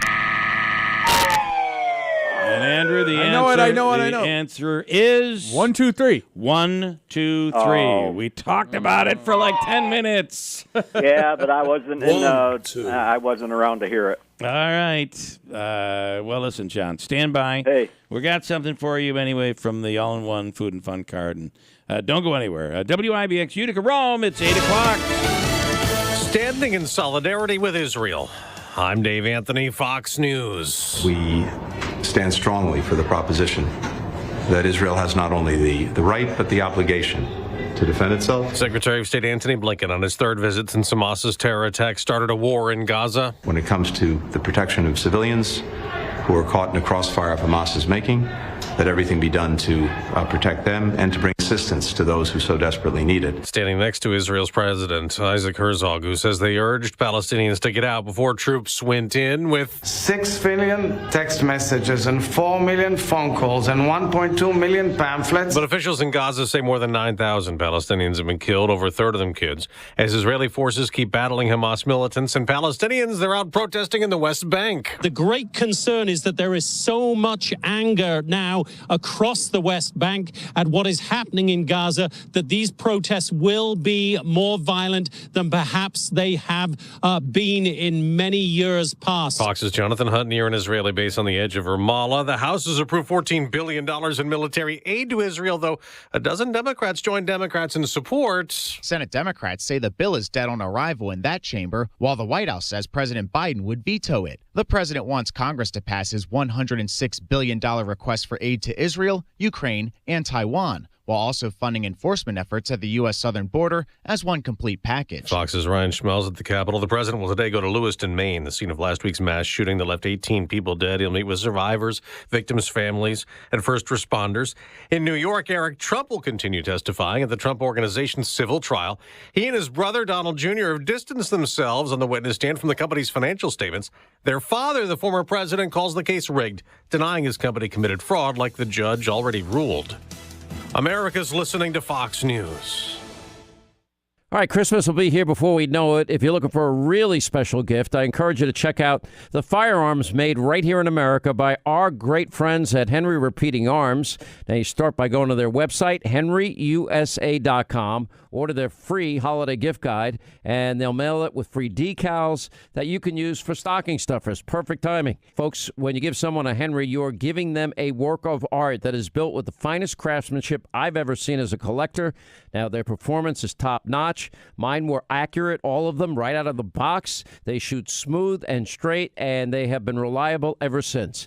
They have over 200 models of rifles and shotguns and revolvers to choose from. One of the things I like the most about these firearms, they're family heirlooms. They'll always be backed by the company's lifetime warranty. So if you want to put something that's made in America under the tree this Christmas, henryusa.com. Get their free gift guide and their decals today. That's henryusa.com. You will love this company. After 8 years leading as council president, Mike Alimi has the experience and knowledge to provide new leadership for our city. Raised in our schools, endlessly connected to our people, Mike Alimi is a contributor rooted in family, a proven leader, a professional dedicated to our community, grounded by values, driven by priorities rooted in your safety and your security. Mike Alimi is committed to the future of Utica. On November 7th, vote Mike Alimi for mayor. Paid for by Mike for Mayor.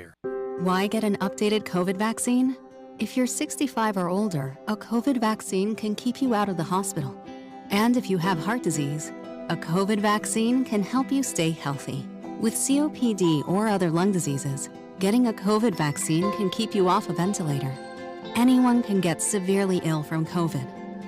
But some people are more at risk. Know your risk and make sure you're up to date on your COVID vaccine. A message from the New York State Health Department. I'm Anthony Pacenti. As county executive, I tackled tough issues. I acted to make our schools safer for our children. I immediately stopped the immoral attempt to bus illegal migrants into Oneida County. I continue to work every day to combat the scourge of the opiate epidemic in our community.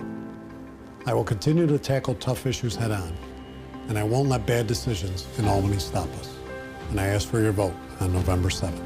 Leadership and a vision for the future is how Oneida County is moving forward. Oneida County Executive Tony Pacenti. We've made significant investments in healthcare and public safety, created new opportunities in tourism and youth sports, and invested big in high-tech, state-of-the-art research, resulting in high-quality jobs right here at home. Oneida County is working, growing, and moving forward. On November 7th, let's keep it that way. Re-elect Tony Pacenti, Oneida County Executive. Paid for by friends of Tony Pacenti. I'm Stephanie Vaselli. For the last 25 years, I have worked relentlessly to help those in need and to ensure that victims' rights are protected. As your next Rome City Court judge, I'll bring that same energy and work ethic to our local courtroom. I was born and raised in Rome and raised my kids here. I love our community, and I have a lifelong commitment to making it a better place. I would be honored to earn your vote. Vote Stephanie Vaselli for Rome City Court Judge. This ad was paid for by the committee to elect Stephanie Vaselli for City Court Judge. What's for dinner? Burgers? After last week, no thanks. Avoiding foods due to fear of diarrhea, gas, bloating, stomach pain, or loose, oily stools? It may not be just stomach issues. It could be EPI, or exocrine pancreatic insufficiency. EPI can cause uncomfortable symptoms because it's a condition where the pancreas doesn't release enough digestive enzymes to break down food. But EPI can be managed. Use the symptom checker on identifyepi.com and talk to your doctor about your symptoms. That's identifyepi.com. Sponsored by AbbVie. I'm Celeste Friend. I'm running for mayor of Utica. When I'm out talking to people, one thing comes up again and again: paving. As mayor, I will create a transparent system for paving. We'll evaluate each street and publish a list of worst to best. You'll know when to expect your street to be repaved. Please, vote for me in this November's election. Early voting runs through November 5th. Election day is November 7th. Paid for by the committee to elect Celeste Friend. I'm Celeste Friend. I'm running for mayor of Utica. As mayor, public safety will be my #1 priority. I will hire a full-time, independent, qualified public safety commissioner who will work full-time to make our city safe for all of us, including safe streets, safe housing, and effective emergency response. Please vote for me in this November's election. Early voting runs through November 5th. Election day is November 7th. Paid for by the committee to elect Celeste Friend.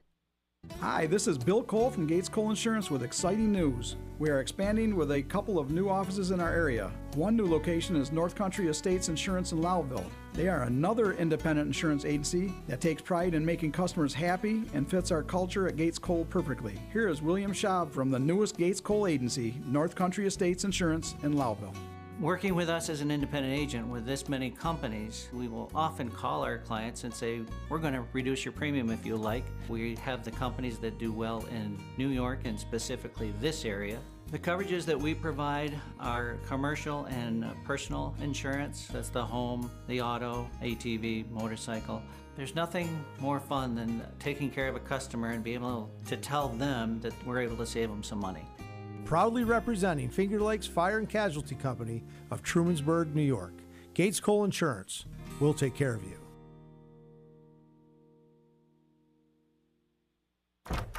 Oh, hi, Doctor. Finally. What brings you in today? It's anxiety, Doc. I can't even watch the news. We're treating illegal immigrants like honored guests. Criminals run wild. The economy's just nauseating. And the corrupt politicians, they couldn't care less. I see.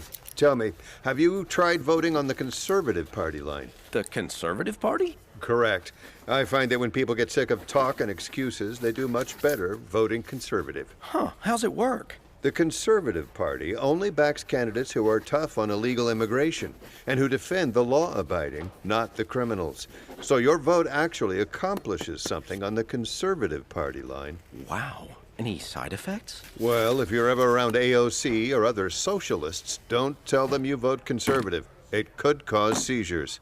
This election, look for the Conservative Party line. Row C on your ballot. Vote Conservative. It's the cure for what ails New York. Paid for by the State Conservative Campaign Committee. Hey, River Hills Properties is and continues to be the fastest growing real estate company in the area. And they've grown from a name you didn't know 15 years ago. Bill and Robin Monjo started River Hills Properties all on their own. And when it was all said and done, they created a company that would work hard and do things, services for people that real estate agencies normally don't do. The book, 40 to 100 pages. It's the manual for the home. It's an awesome sales tool, an awesome tool if you're looking to buy the property. And if you do buy it, it's the manual for the home. Everything from when the chimney was repaired to the addition to the house, the roof was put on, the furnace, the warranty, all of it is in the book, and it's an awesome tool. Your listing agent is at the home before anybody walks through the door, making sure everything is tip-top shape. Everything is on, the lights are on, everything is open, And when you walk in, you get that best foot forward. That's what you get from River Hills Properties. And that's just the beginning. They're with you in every meeting with the bank, with the inspector, with the assessor. They're there every step of the process, working hard for you. That's River Hills. Why wouldn't you list with River Hills? Call today, 315-896-1009. Nobody sells homes like River Hills Properties. Catch Keeler on the go. Download the free WIBX 950 app today. All right, I got a bunch of calls to get to here. Let me do this one right here. Jim is on the line right now. Jim, you're on the radio. Good morning. I can't believe I got through. Oh, my God. Were you trying to win the money or what? Guys, listen, things are tough down here in New York right now. It's getting cold. Yeah, I can't walk around in the skimpy clothes for extra cash these days. Hello. Jimmy Failla coming to the Stanley Theater next Saturday night, a week from this Saturday, along with Kennedy, former MTV VJ, and, of course, Fox Business. And it's the final leg, the final stop of the Laughs and Liberty Tour. It's the grand finale. And let me tell you something. Everybody listening better be there. And I'll tell you, the world is on fire, folks. What are you going to do, stay home and watch people blow up for another night on the news? That's a good Come out point. and laugh. We're all on the verge of snapping. You need a live comedy show. And Kennedy will tell you good MTV stories about fist-fighting Oasis and getting prank called from Kurt Cobain. And oddly enough, she has an interesting story about meeting Michael Jackson and him telling her how the children really loved her. And I wonder how he knew so much about the children. Yeah. Gotta wonder, right? Wonder. I got to tell you, too, she was here in nearby Rome when Woodstock came here, and they were throwing water bottles at her. Yeah, she did that. I mean, I've thrown worse things than that at her on the road. She was dodging pretty well, I think. She longs for the days of water bottles. Yeah, she's been in showbiz since she was 16. Do you know how dark her good ideas are? I mean, come on, man.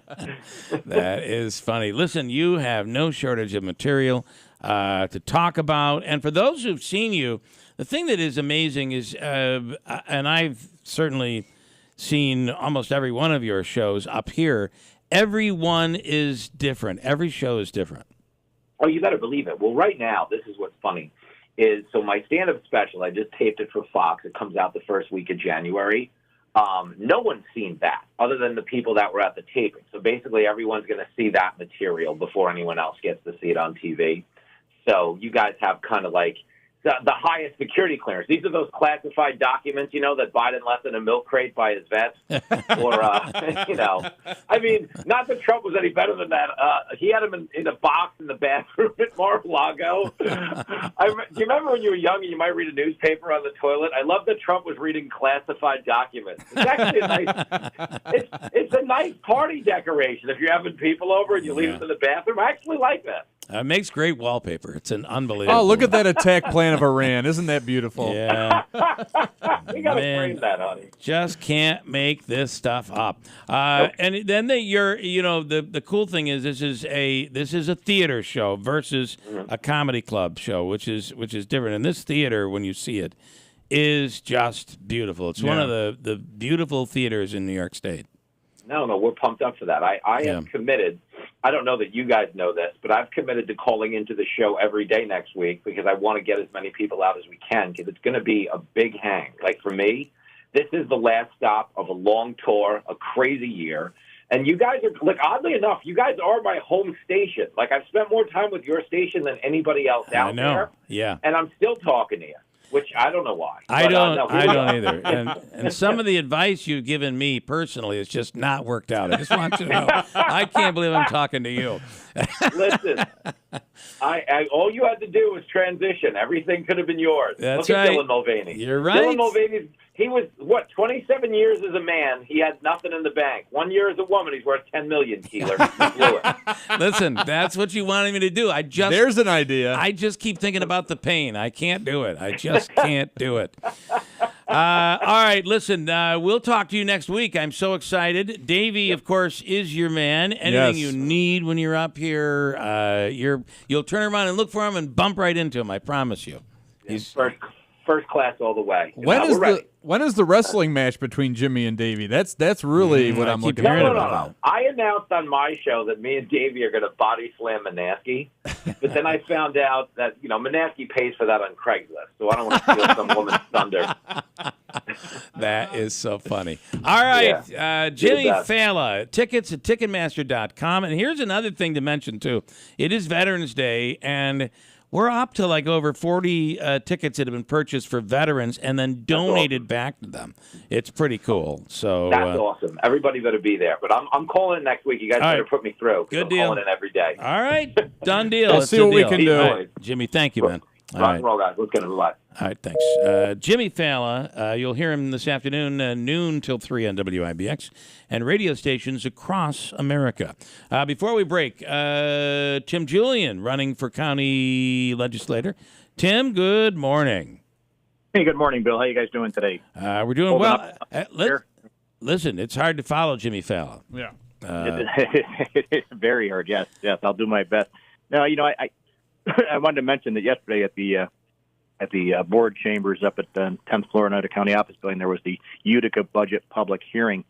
And interestingly, a few folks showed up in support of the budget from Vernon, Verona area. And nobody showed up. Nobody showed up to come out and, all this political, rah-rah stuff about how we need to cut this and cut that, and here's all the ways you can do it. Nobody showed up to the public hearing to say this is how things are done. So it's typical, a lot of bluster. A lot of comments from folks that say that they have a better way to do things, yet when the rubber meets the road, they're nowhere to be found, and it's really kind of sad. This is the part that just amazes me is that, and I know your opponent, Mr. Zecca, has been all about we're gonna lower taxes, we're gonna create this that over and over. But at the end of the day, the only way you're going to be able to do that is by getting in and becoming a part of the process. And how do you not show up for these meetings? This is the most important part of changing that process. Yeah, I mean, all the meetings are wide open to the public. Anyone can show up at any given time and sit on whether it's a committee meeting or whether it's the actual budget meetings or any of these things like that, and come in and sit down and listen in on the process and see what's happening and even give their comments and their 2 cents along the way. And, that just hasn't happened. Just like, we're going to do this, and they're not going to do it because they don't have a way to do it. There's no real feasibility behind anything that they've stated. Plus, they do things for the immediate gratification and not for the long haul, which is, in any sort of municipality, county, city, town, what have you. This is, you have to look at not only what's going on this year, what's going on next year, but what's going to go on 5 or 10 years down the line. And that's sad. And the other thing that really kind of irks me a little bit is I'm hearing some sort of squabble somewhere. I think I've been pretty clear, and you can correct me if I'm wrong, but I've been pretty clear about this whole process that, the St. Elizabeth's Hospital is just the biggest issue that I have facing the 19th district, which is the district I'm running in. Yep. That has to come down, that has to be demolished. I want that building down, and we're going to find a path to do that. And, I've got a pretty good history of fighting for the area and fighting for the area that I represent, whether it was the city of Utica or now the 19th district and Utica and Oneida County within that parameter. And, I think I'm the best guy suited for it. I always will think I'm the best guy suited for it to take on a fight like this and get this building down for those residents and the people in that neighborhood to make sure that they're protected and safe. Good stuff, Tim. We appreciate it. We'll talk again soon. Election, of course, this weekend. Early voting today, tomorrow, Sunday. And hard to believe, but here we are. Tuesday is Election Day. So good luck out there. And don't forget to set your clock back. That's right. Do not forget that. Service message from me. Thank you for that PSA. All right, Tim. Thank you. Thanks, guys. Have a great weekend. By the way, the weather this weekend, looking at some warmer temperatures. Today we're going to be up close to 60 degrees. Coming up, County Executive Anthony Pezenti on his final leg of the campaign tour. We'll talk to Tony coming up next to WIBX. Why get an updated COVID vaccine? If you're 65 or older, a COVID vaccine can keep you out of the hospital. And if you have heart disease, a COVID vaccine can help you stay healthy. With COPD or other lung diseases, getting a COVID vaccine can keep you off a ventilator. Anyone can get severely ill from COVID. But some people are more at risk. Know your risk and make sure you're up to date on your COVID vaccine. A message from the New York State Health Department. Hi, I'm Mike Galimi. I'm running for mayor. Over the last year, I've personally walked your neighborhoods and listened to you. I've built a resume of integrity and trust, committed to leading an open government as council president. Now it's time for a new style of leadership. I have the experience, knowledge, and plan to move this city forward as mayor. Utica has a choice to make. Professionalism over inexperience, responsibility over uncertainty, honesty over corruption. Here's the thing. I value facts, trust, and the concerns of the people above all else. On November 7th, vote Mike Galimi for mayor. Paid for by Mike for Mayor. Paid for by the Friends of Michael Hennessy. The debate has been canceled between Hennessy and Picenti. Why? Picenti is running from his record. Picenti is not a proponent of tax cuts. Hennessy will cut taxes as it was done in Onondaga County. Picenti gave himself a one-time $20,000 pay increase. Picenti says his pay is state mandated. The salaries have been set. They're set throughout the county and throughout the country and all of this, and they have been set. This is just not true. He actually signed off on his own raise. I think the 93% raise he gave the county legislators had a lot to do with the raise he got. Listen to this. I don't understand why you can't say my name the right way, so either it's something mentally wrong with you or you're a bigot. It's obvious Tony can't handle the truth without being obnoxious towards his opponents. It's time for a change. Election day is November 7th, so let's go out and vote for Michael Hennessy.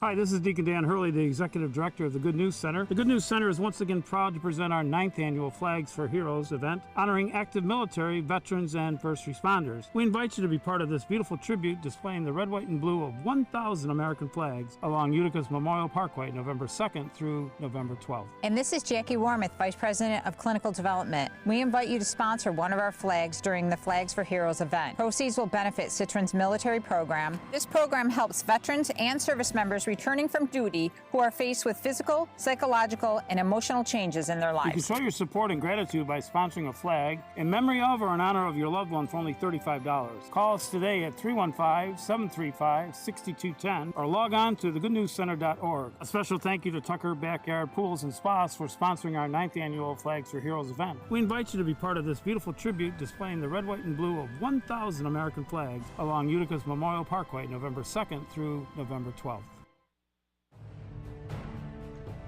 Bob Cardillo, experience from day one.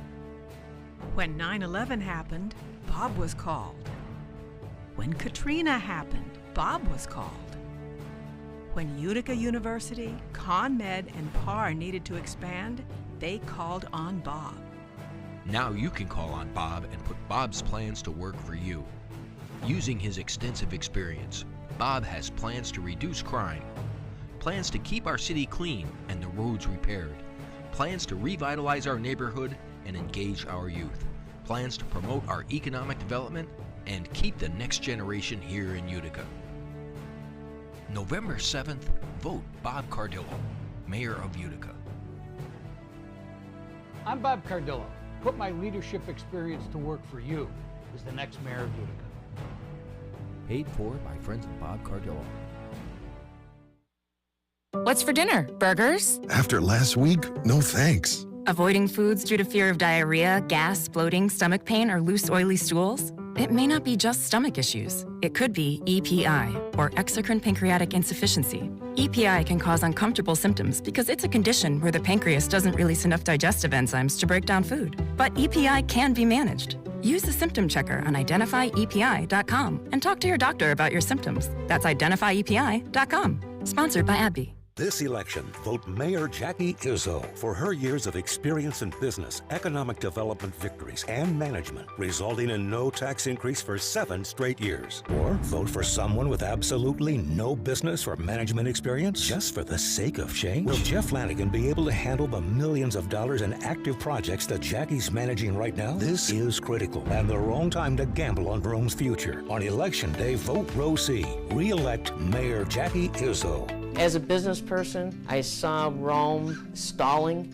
ran on a platform of a new beginning where we needed to concentrate on economic development, housing, jobs. And I think we've delivered on all of those. But not only that, we've done so much more. And so the new beginning really doesn't have an end. This has been the best experience of my life and the most humbling experience to work for the taxpayers of the city of Rome. And I hope that you will give me that opportunity to continue our work with your vote. Paid for by friends of Jackie Izzo. Hello, I'm Courtney Muhammad, write-in candidate for mayor of Utica, another choice for mayor. I was born and raised in Utica, New York, have worked behind the scenes for many years on positive and successful programs. I'm a retired chaplain from the New York State Department of Corrections and hold a degree in business public management from SUNY IT.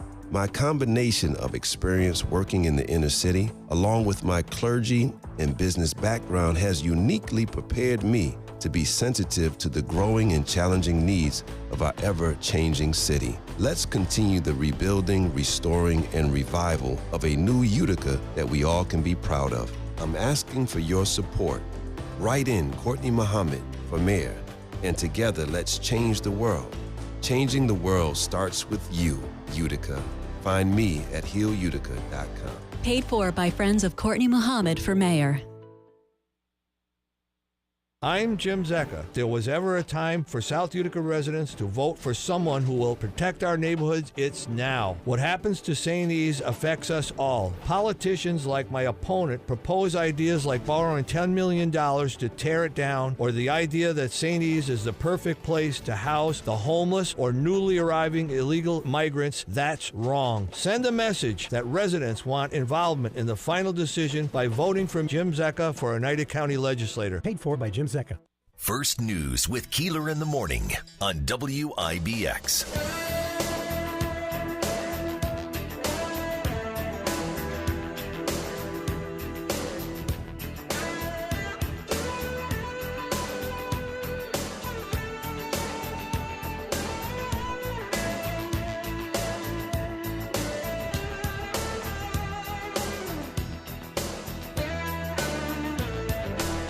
That was a funny line. Oh, we're back, and we're back. That one ends abruptly, I Listen, remember. portions of the program brought to you today by the Falcon Clinic in Washington Mills. If you're in need of a new doctor, the Falcon Clinic is accepting new patients.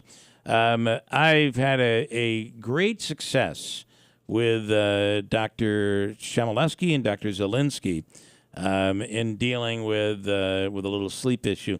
You know, you get to be a certain age, you don't sleep like you used to. And these physicians do an incredible job and are very, very thorough. If you need someone because you're having an issue, very thorough. If you need a new family doctor, they have you covered.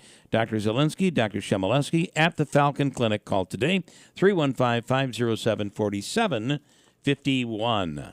And in studio right now is County Executive Anthony Pacenti. Good morning. Good morning. You say Pacenti, I say Passante. So the elephant in the room. I cannot. Which one is it? Come on. I cannot not. Does this make sense? I cannot not mention the commercials. There are two of them. Number one, there is a commercial that that has a young lady actress. She could be, I don't know. She may be real, but the comment is in the spot, she was once a baby, and this is how old I was when Tony Pacenti, and she pronounces your name correctly, became county executive.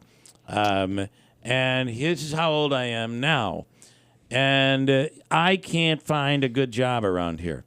And to me, that statement is the most untrue statement especially right now. There are so many jobs, not just jobs, but careers that are open. Companies are yearning for people and we're talking about $80,000, $90,000, $100,000 jobs for engineers, for specialty positions. There are many good jobs around here now. It's always offended me when anybody has ever said and used the term no good jobs. Right. Because every job is a good job, pretty much. I mean, there are tough jobs. I mean, there are tough jobs. There are hard jobs. There are first responders, and there are heavy construction workers and others, and caretakers and nurses and doctors and other professionals in that field. But to say that, and I just think I would contrast it if I had to go back. If this young lady or whoever she's representing goes back, if they want to talk about my 17 years, and that's fine. But go back. Okay, fine, let's do it. Let's go back 17 years. You know, a little bit struggling economy in those times. No Wolf Speed. No Adirondack Bank Center. No Nexus. No Wynn Hospital. No Innovari and growth at Griffiths. No housing for people that needed it. No. The services really, diminishing, the economy struggling. No expansion by local companies at that time, but then started building. I mean, no revenue from the Oneida. No revenue from the Oneida Nation. Yeah, we're right in the middle of that whole thing. Tourism was, was not, capitalizing the way it should. And I think we can go through and go through all of those years and look at it, but also look at, the businesses that have succeeded, that have continued to grow in this county. Aside from, and I know we mentioned, at times Wolf Speed, because that was a goal to attract a fab that, wasn't being done, and we did it. But also, coupled with, companies like Indium, like AIS, that built a new building during this time, right. And hired and tripled their employment, and other companies that have done the same thing throughout. And when you look at, people like a Frank Giotto, who invested in multiple businesses, and you look at, other companies up at, throughout in Griffiths Park, but, throughout the county, the Fountainhead Group, and what they have accomplished, and just go down the list of all of these different things, and to turn around and say there are no good jobs when unemployment is at the lowest level in history in the Rome Utica MSA, or however you want to characterize it at this time. So it's crazy. You cannot.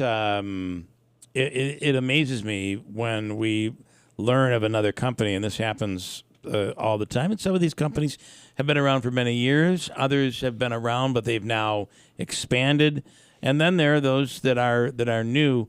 I think we'd be very shocked by the number of companies that do worldwide business that are located right here. Well, I mentioned a couple of them. You mentioned Fountainhead's a good example. Fountainhead's a great example. Yeah. I mean, it's amazing where they go to, right? And the amount of countries and the international business that comes along with that, and the number of people they employ. I always wondered, when Jackie goes to China, does she speak Chinese? We can ask her. I got to ask her that question. We forgot to mention.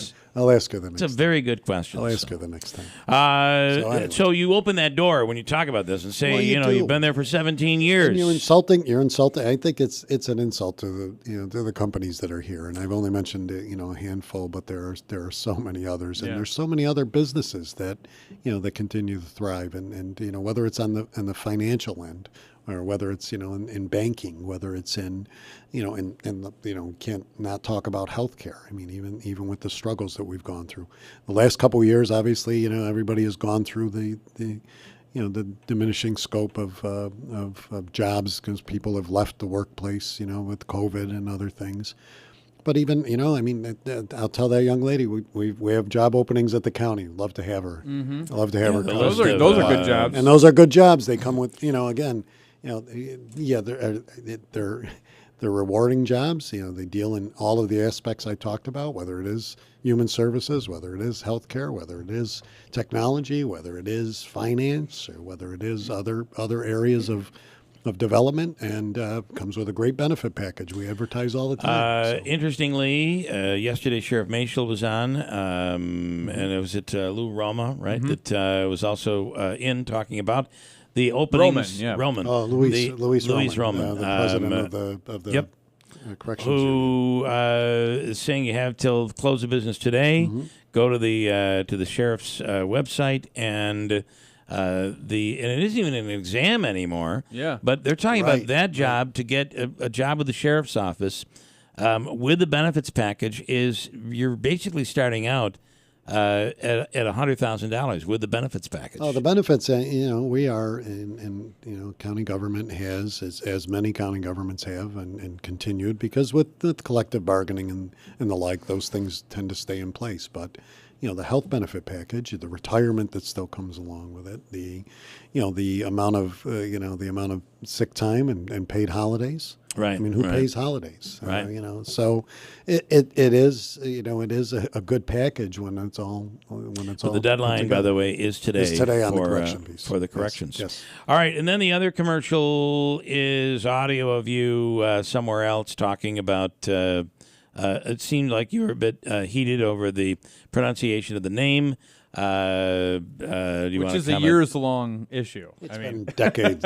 Well, for the record, I asked him about it when he was Decades on the air, and I said it's it's Paceni, but you keep calling it something else. He said, I don't know, it's that. I just say it the way I've always known to say it, and I feel like it might be something trying to get under your. Well, and it's disrespectful to my family, and that's what I talked to him about that day.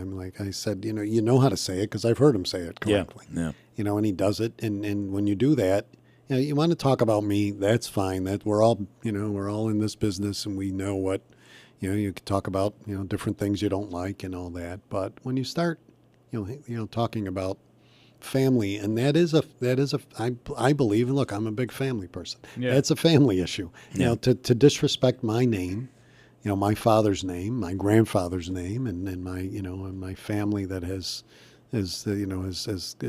done so much, and yeah, it's ridiculous. It's just petty, and it just shows.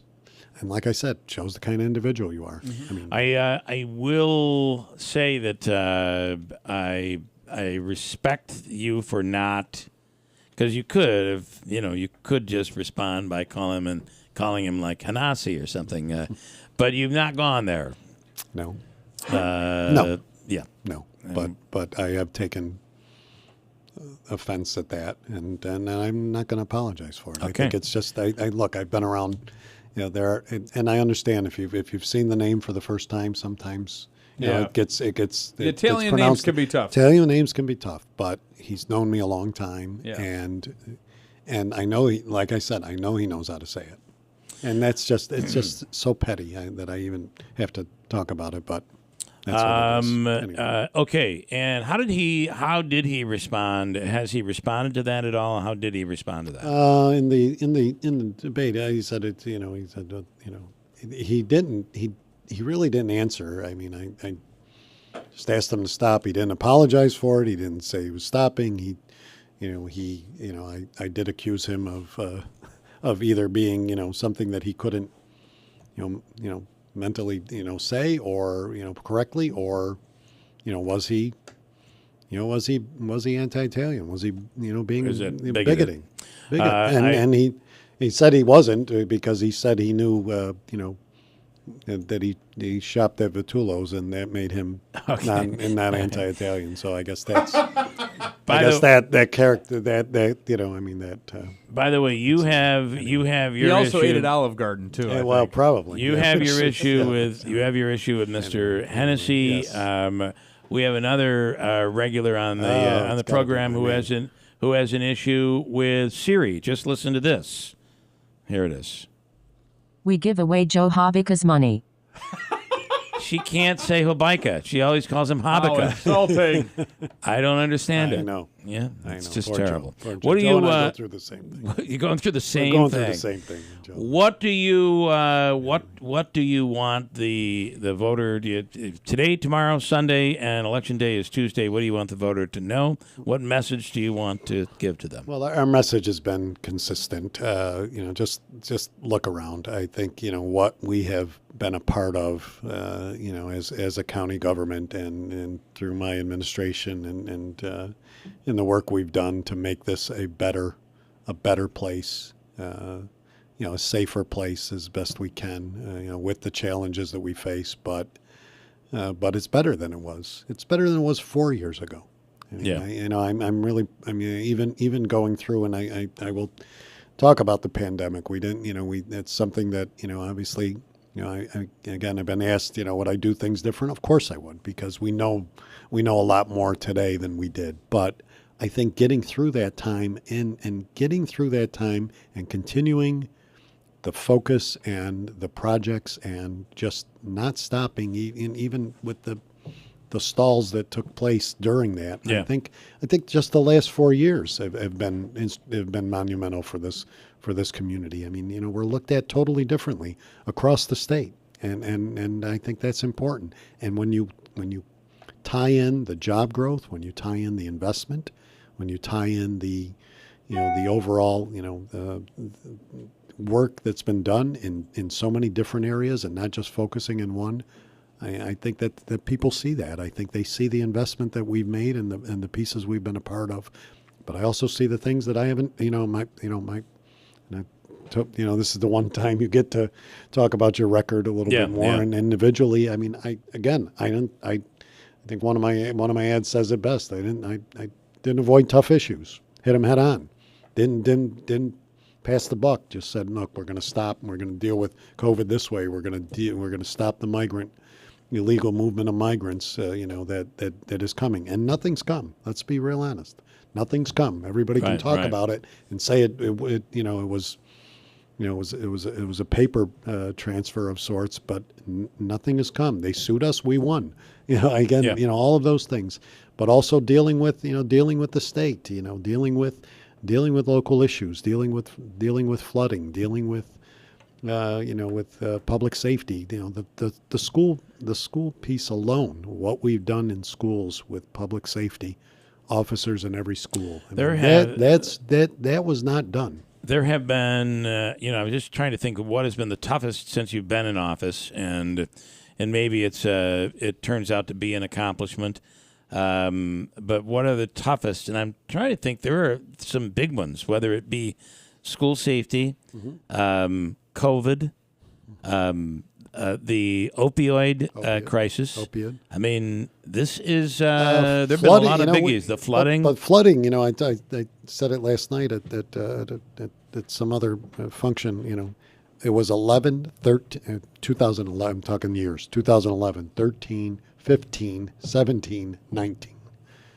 Every other year we had major flooding, I cringe now at Halloween, not because of being scared, but because of the Halloween flood that took place 4 years ago. That really, but we responded to that before the state did. We responded. We put money. We put people out there. Yeah. We gave money to individuals, which was unprecedented. Mm-hmm. We didn't just fix the flooding over there.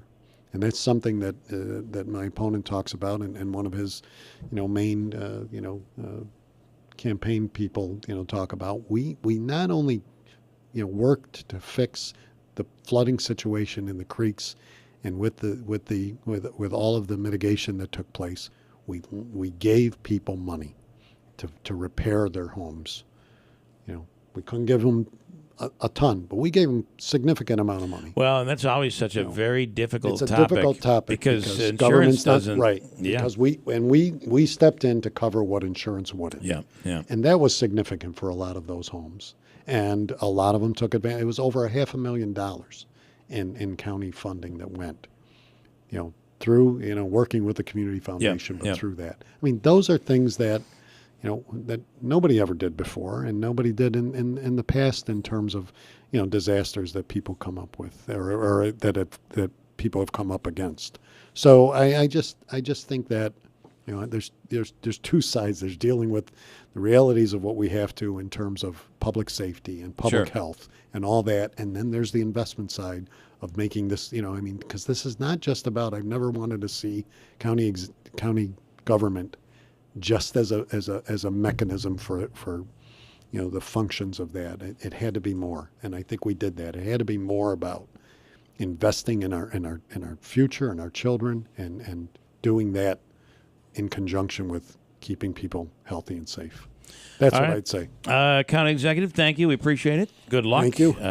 One more long weekend, and Tuesday it all comes to conclusion. Yes, so. but early voting, as we said, is still going on through Sunday.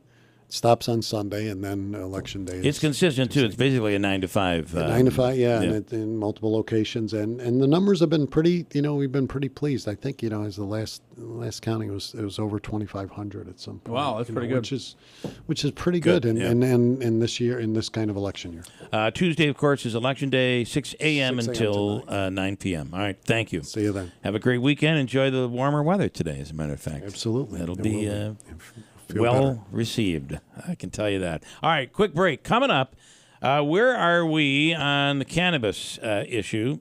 We will speak with Damian Fagan, who's appointed Chief Equity Officer of the New York State Office of Cannabis Management in June of 2022. It's legal now, but we don't see it a lot here. But other cities, it is pretty prevalent. We'll talk with Damian Fagan coming right up at WIBX. I'm Celeste Friend. I'm running for mayor of Utica. I believe in Utica. Our city is growing. People are coming here to invest in our future. People are coming home to where they grew up to raise their own families. Let's create a safe, livable, and beautiful city for all of us. Please, vote for me in this November's election. Early voting runs through November 5th. Election Day is November 7th. Paid for by the Committee to Elect Celeste Friend. I'm Celeste Friend. I'm running for mayor of Utica. I run big, people-powered campaigns, and that is how I will govern. I'll engage all of us in the choices that determine the future of our city. For a government that is transparent and a mayor who knows how to communicate, please vote for me in this November's election. Early voting runs through November 5th. Election Day is November 7th. Paid for by the Committee to Elect Celeste Friend. Paid for by James Herchek. This is Jacob Morgan, born and raised in Rome, asking you to vote for James Herchuk for county legislator, a Navy veteran, former New Hampshire state legislator, and retired business manager who now wants to work for us. He's smart, tough, fair, and honest, and he loves Rome as his new home. If you're ready for change in Oneida County government, vote James Herchuk. Thanks for the kind words, Jacob. You know I want to make a difference in Rome now that I'm retired. With the time now and some pretty good experience in tough management situations, I want to change direction in the county with my top priority to cut taxes first. Folks, it helps to remember my name as it's not his check, it's her check. So this is James Herchuk asking you to vote for change with me on Election Day. Thank you. I'm Anthony Pacenti. As county executive, I tackled tough issues. I acted to make our schools safer for our children. I immediately stopped the immoral attempt to bus illegal migrants into Oneida County. I continue to work every day to combat the scourge of the opiate epidemic in our community. I will continue to tackle tough issues head on, and I won't let bad decisions in Albany stop us. And I ask for your vote on November 7th. Leadership and a vision for the future is how Oneida County is moving forward. Oneida County Executive Tony Pacenti. We've made significant investments in healthcare and public safety, created new opportunities in tourism and youth sports, and invested big in high-tech, state-of-the-art research, resulting in high-quality jobs right here at home. Oneida County is working, growing, and moving forward. On November 7th, let's keep it that way. Re-elect Tony Pacenti, Oneida County Executive. Paid for by Friends of Tony Pacenti. When you want something done right, you need experience. When you want something done honestly, you need integrity. Judge John Gannon has been Rome City Court Judge for 24 years. This is John Gannon. I want to ensure that Rome will be a safe hometown for our families to prosper. Please vote for me on November 7th. Thank you. Rated highly qualified by the Oneida County Bar Association. Judge John Gannon. Fair, firm, honest. Paid for by the committee to re-elect Judge John C. Gannon. Bob Cardillo. Experience from day one. When 9/11 happened, Bob was called. When Katrina happened, Bob was called. When Utica University, ConMed, and PAR needed to expand, they called on Bob. Now you can call on Bob and put Bob's plans to work for you. Using his extensive experience, Bob has plans to reduce crime, plans to keep our city clean and the roads repaired, plans to revitalize our neighborhood and engage our youth, plans to promote our economic development and keep the next generation here in Utica. November 7th, vote Bob Cardillo, Mayor of Utica. I'm Bob Cardillo. Put my leadership experience to work for you as the next mayor of Utica. Paid for by friends of Bob Cardillo. Hey, listen, winter is almost here, although will be mild this weekend. Is your home ready? Are your windows drafty? Hard to open or stuck? Give New York Sash a call to help make your home more energy efficient. Right now is a New York Sash pre-winter sale. It'll help you get ready. New York Sash brand windows are $300 off, and patio doors are $600 off. This is the perfect time to take advantage. Yes, $300 off every window. Plus, take advantage of the federal energy tax credits, and you can get $600 back from the federal government. There's also some great financing opportunities like no money down, no payments, and no interest for one whole year. We have New York Sash windows. Things I like about New York Sash windows: easy to clean. They keep the cold out, the warm in. And here's something really big: they back their windows. They're warranted for life. Take advantage of New York Sash and their amazing installers, trained and certified. And right now, save $300 off every window, $600 off the doors, and another $600 you could save from the government. Go to NewYorkSash.com. Financing available only with approved credit. This is Keeler on WIBX. On the line right now is Damian Fagan. He's the Chief Equity Officer of the New York State Office of Cannabis Management. Yes, New York State has an Office of Cannabis Management now. And good morning, Damian. Thanks for coming on. Hey, good morning. Thanks for having me. All right, so I guess we have a lot of questions. People still have a lot of questions over what is legal, what isn't. There's not a lot going on here when it comes to recreational marijuana, but in other cities there is. So where are we in the state right now?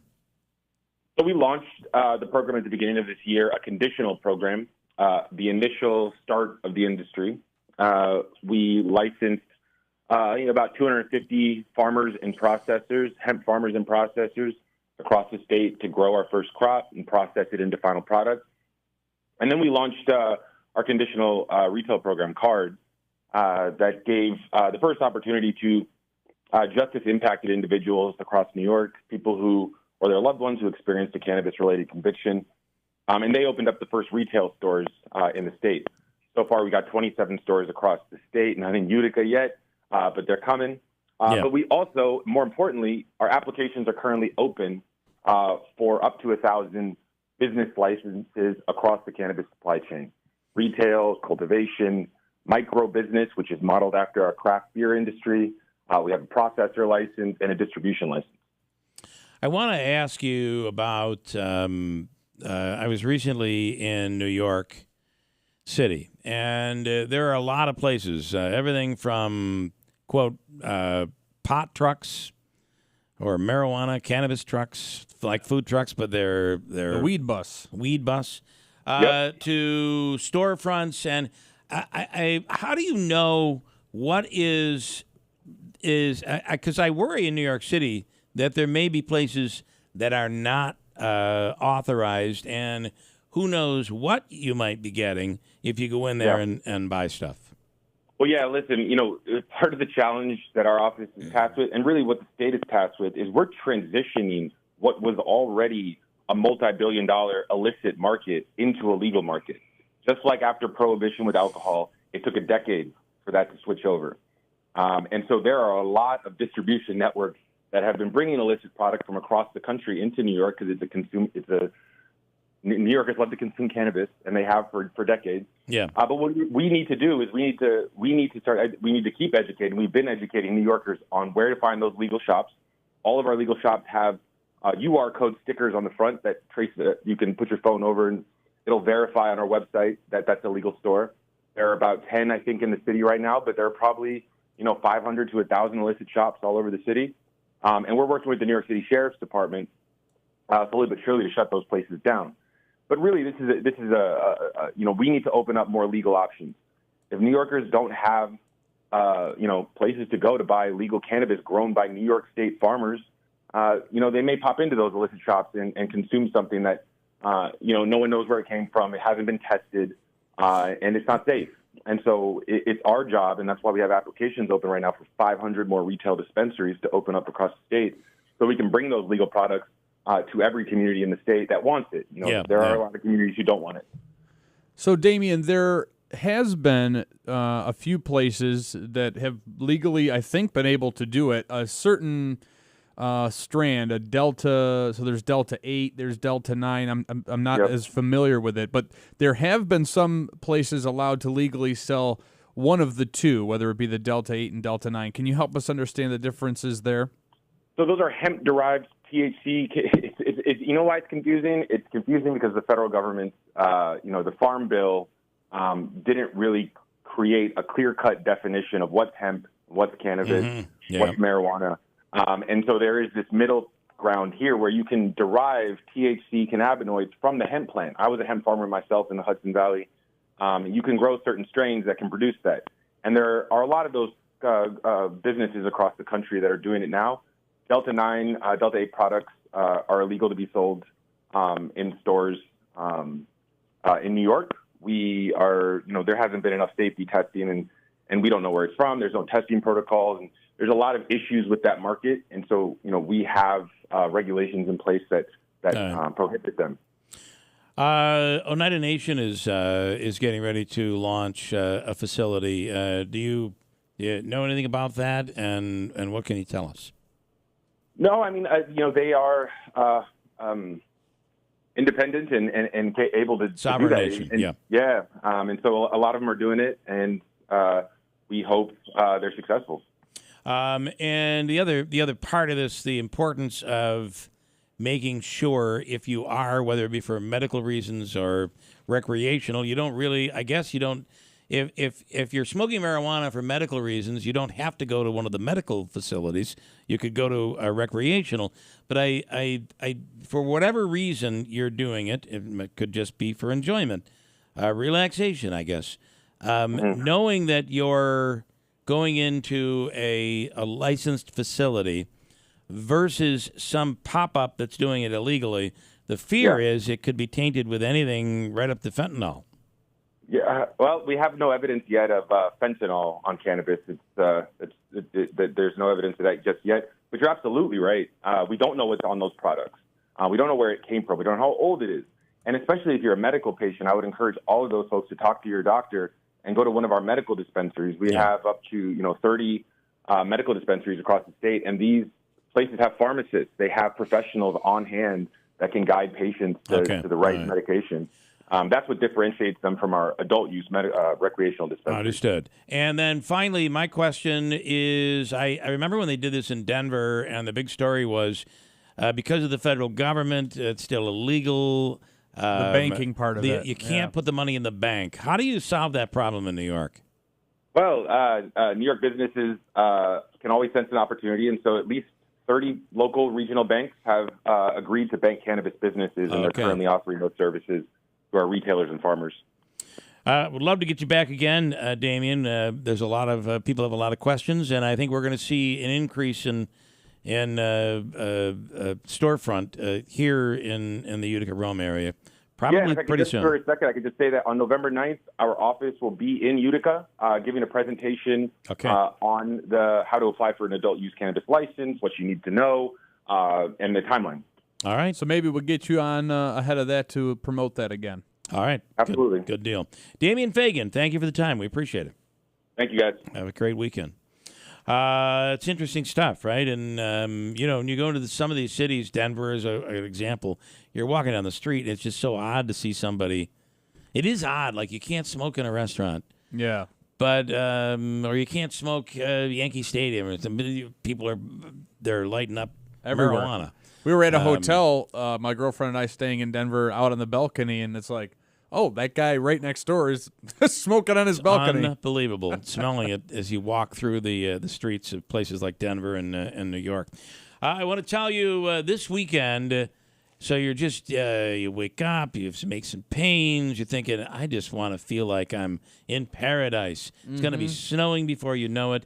Tucker Backyard Pools and Spas is the answer. They have a pool, 2 pools, an in-ground and an above-ground, right in their new showroom, which is beautiful. Seneca Turnpike, just down from Big Apple Music going towards Westmoreland. And the hot tub is a great way to take advantage of that. They have beautiful hot tubs and spas on display right there in their showroom. Artisan Spas, over 30 years of manufacturing excellence, made in the USA. It's Tucker Backyard Pools and Spas, located just west of New Hartford on Seneca Turnpike. WIBX, Utica, Rome. Hiring, more unemployment.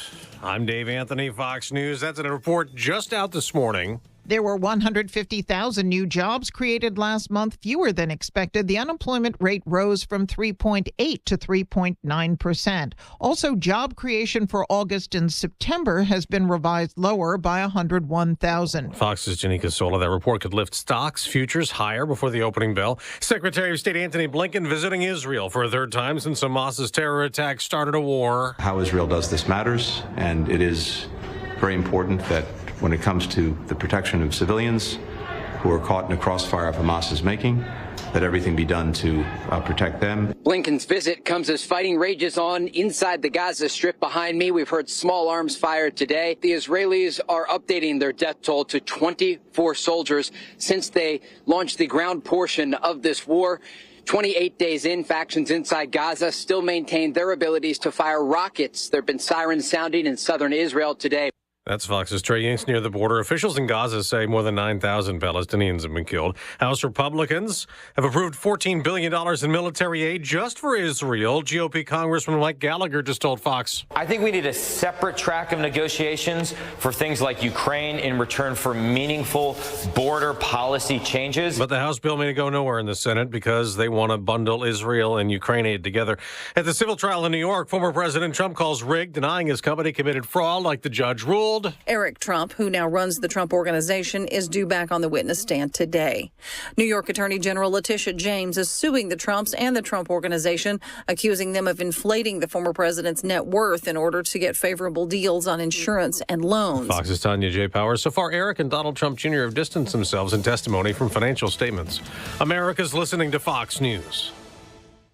All right, Christmas will be here before we know it. If you're looking for a really special gift, I encourage you to check out the firearms made right here in America by our great friends at Henry Repeating Arms. Now, you start by going to their website, henryusa.com, order their free holiday gift guide, and they'll